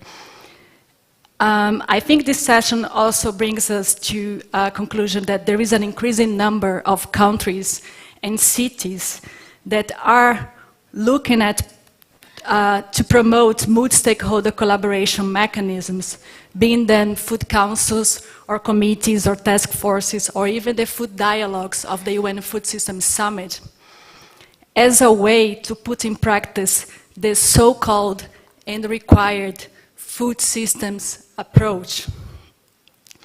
And with that, to create food strategies or actions that simultaneously benefit sustainable agriculture, climate change mitigation, food nutrition, and socio-economic goals, because those areas need to be managed together. They cannot be separate. And a good practice that we also see here from this session concerns the presence of a champion. This can be the government, can be the civil society, can be even the private sector or cooperative, as we have here. But also the provision of funding, institutionalization of those mechanisms for their sustainability in the long term, because the collaboration needs to continue in the long term. And we also heard about rules and regulations. Multi-stakeholder collaboration initiatives can improve cross-sectorial dialogues and policy coherence. And this happens by helping food systems actors or governmental departments that previously worked in isolation to now collaborate together. And together to develop and also implement and monitor a joint vision of the sustainable food systems that they want to achieve. At the same time, we need to be conscious that building collaboration takes time, and many here spoke about this. It needs continuous investment to engage the actors and address power imbalances. So we heard examples here of the importance of advocacy, knowledge, getting commitments from actors. This is not easy, and also setting principles from the start. This session also stressed that collaboration should not only be horizontal, but also vertical. So the multi-level governance is also important.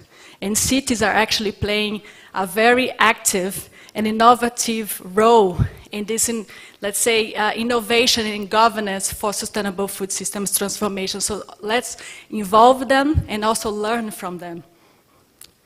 So inclusion of marginalized groups, women, youth, indigenous people, small-scale farmers, this is essential. They have important knowledge to share, And this also ensures that the political process meets the real needs of the society. And those needs are context-based. So we also heard here about the importance of education, and in the end, the importance of data. I think it was a very important point that you made. Finally, the private sector also plays a role, an important role in food systems transformation, especially moving towards sustainable food value chains. And we also see that the UN Food Systems Summit has helped to underscore the importance of effective collaboration between different stakeholders groups. And now we have the opportunity, I would say even the task, to really deliver this more integrated policy making with the national pathways for sustainable food systems, but connected with national frameworks. And hopefully, this will also influence other important agendas that connect with food systems. So the climate change agenda, the biodiversity agenda, the educational agenda, and the economic agenda. So all this needs to be connected. So I think those are my remarks. Corinne, I hope you all agree with them. And I just wanted to make a final announcement that tomorrow, the One Planet Network Sustainable Food Systems Program, together with UNEP, FAO, and UNDP, will be pre-launching a guideline of effective multi-stakeholder governance collaboration. So I hope you can be part of this conversation with us. If not, you can also download the guideline later in the website. Thank you.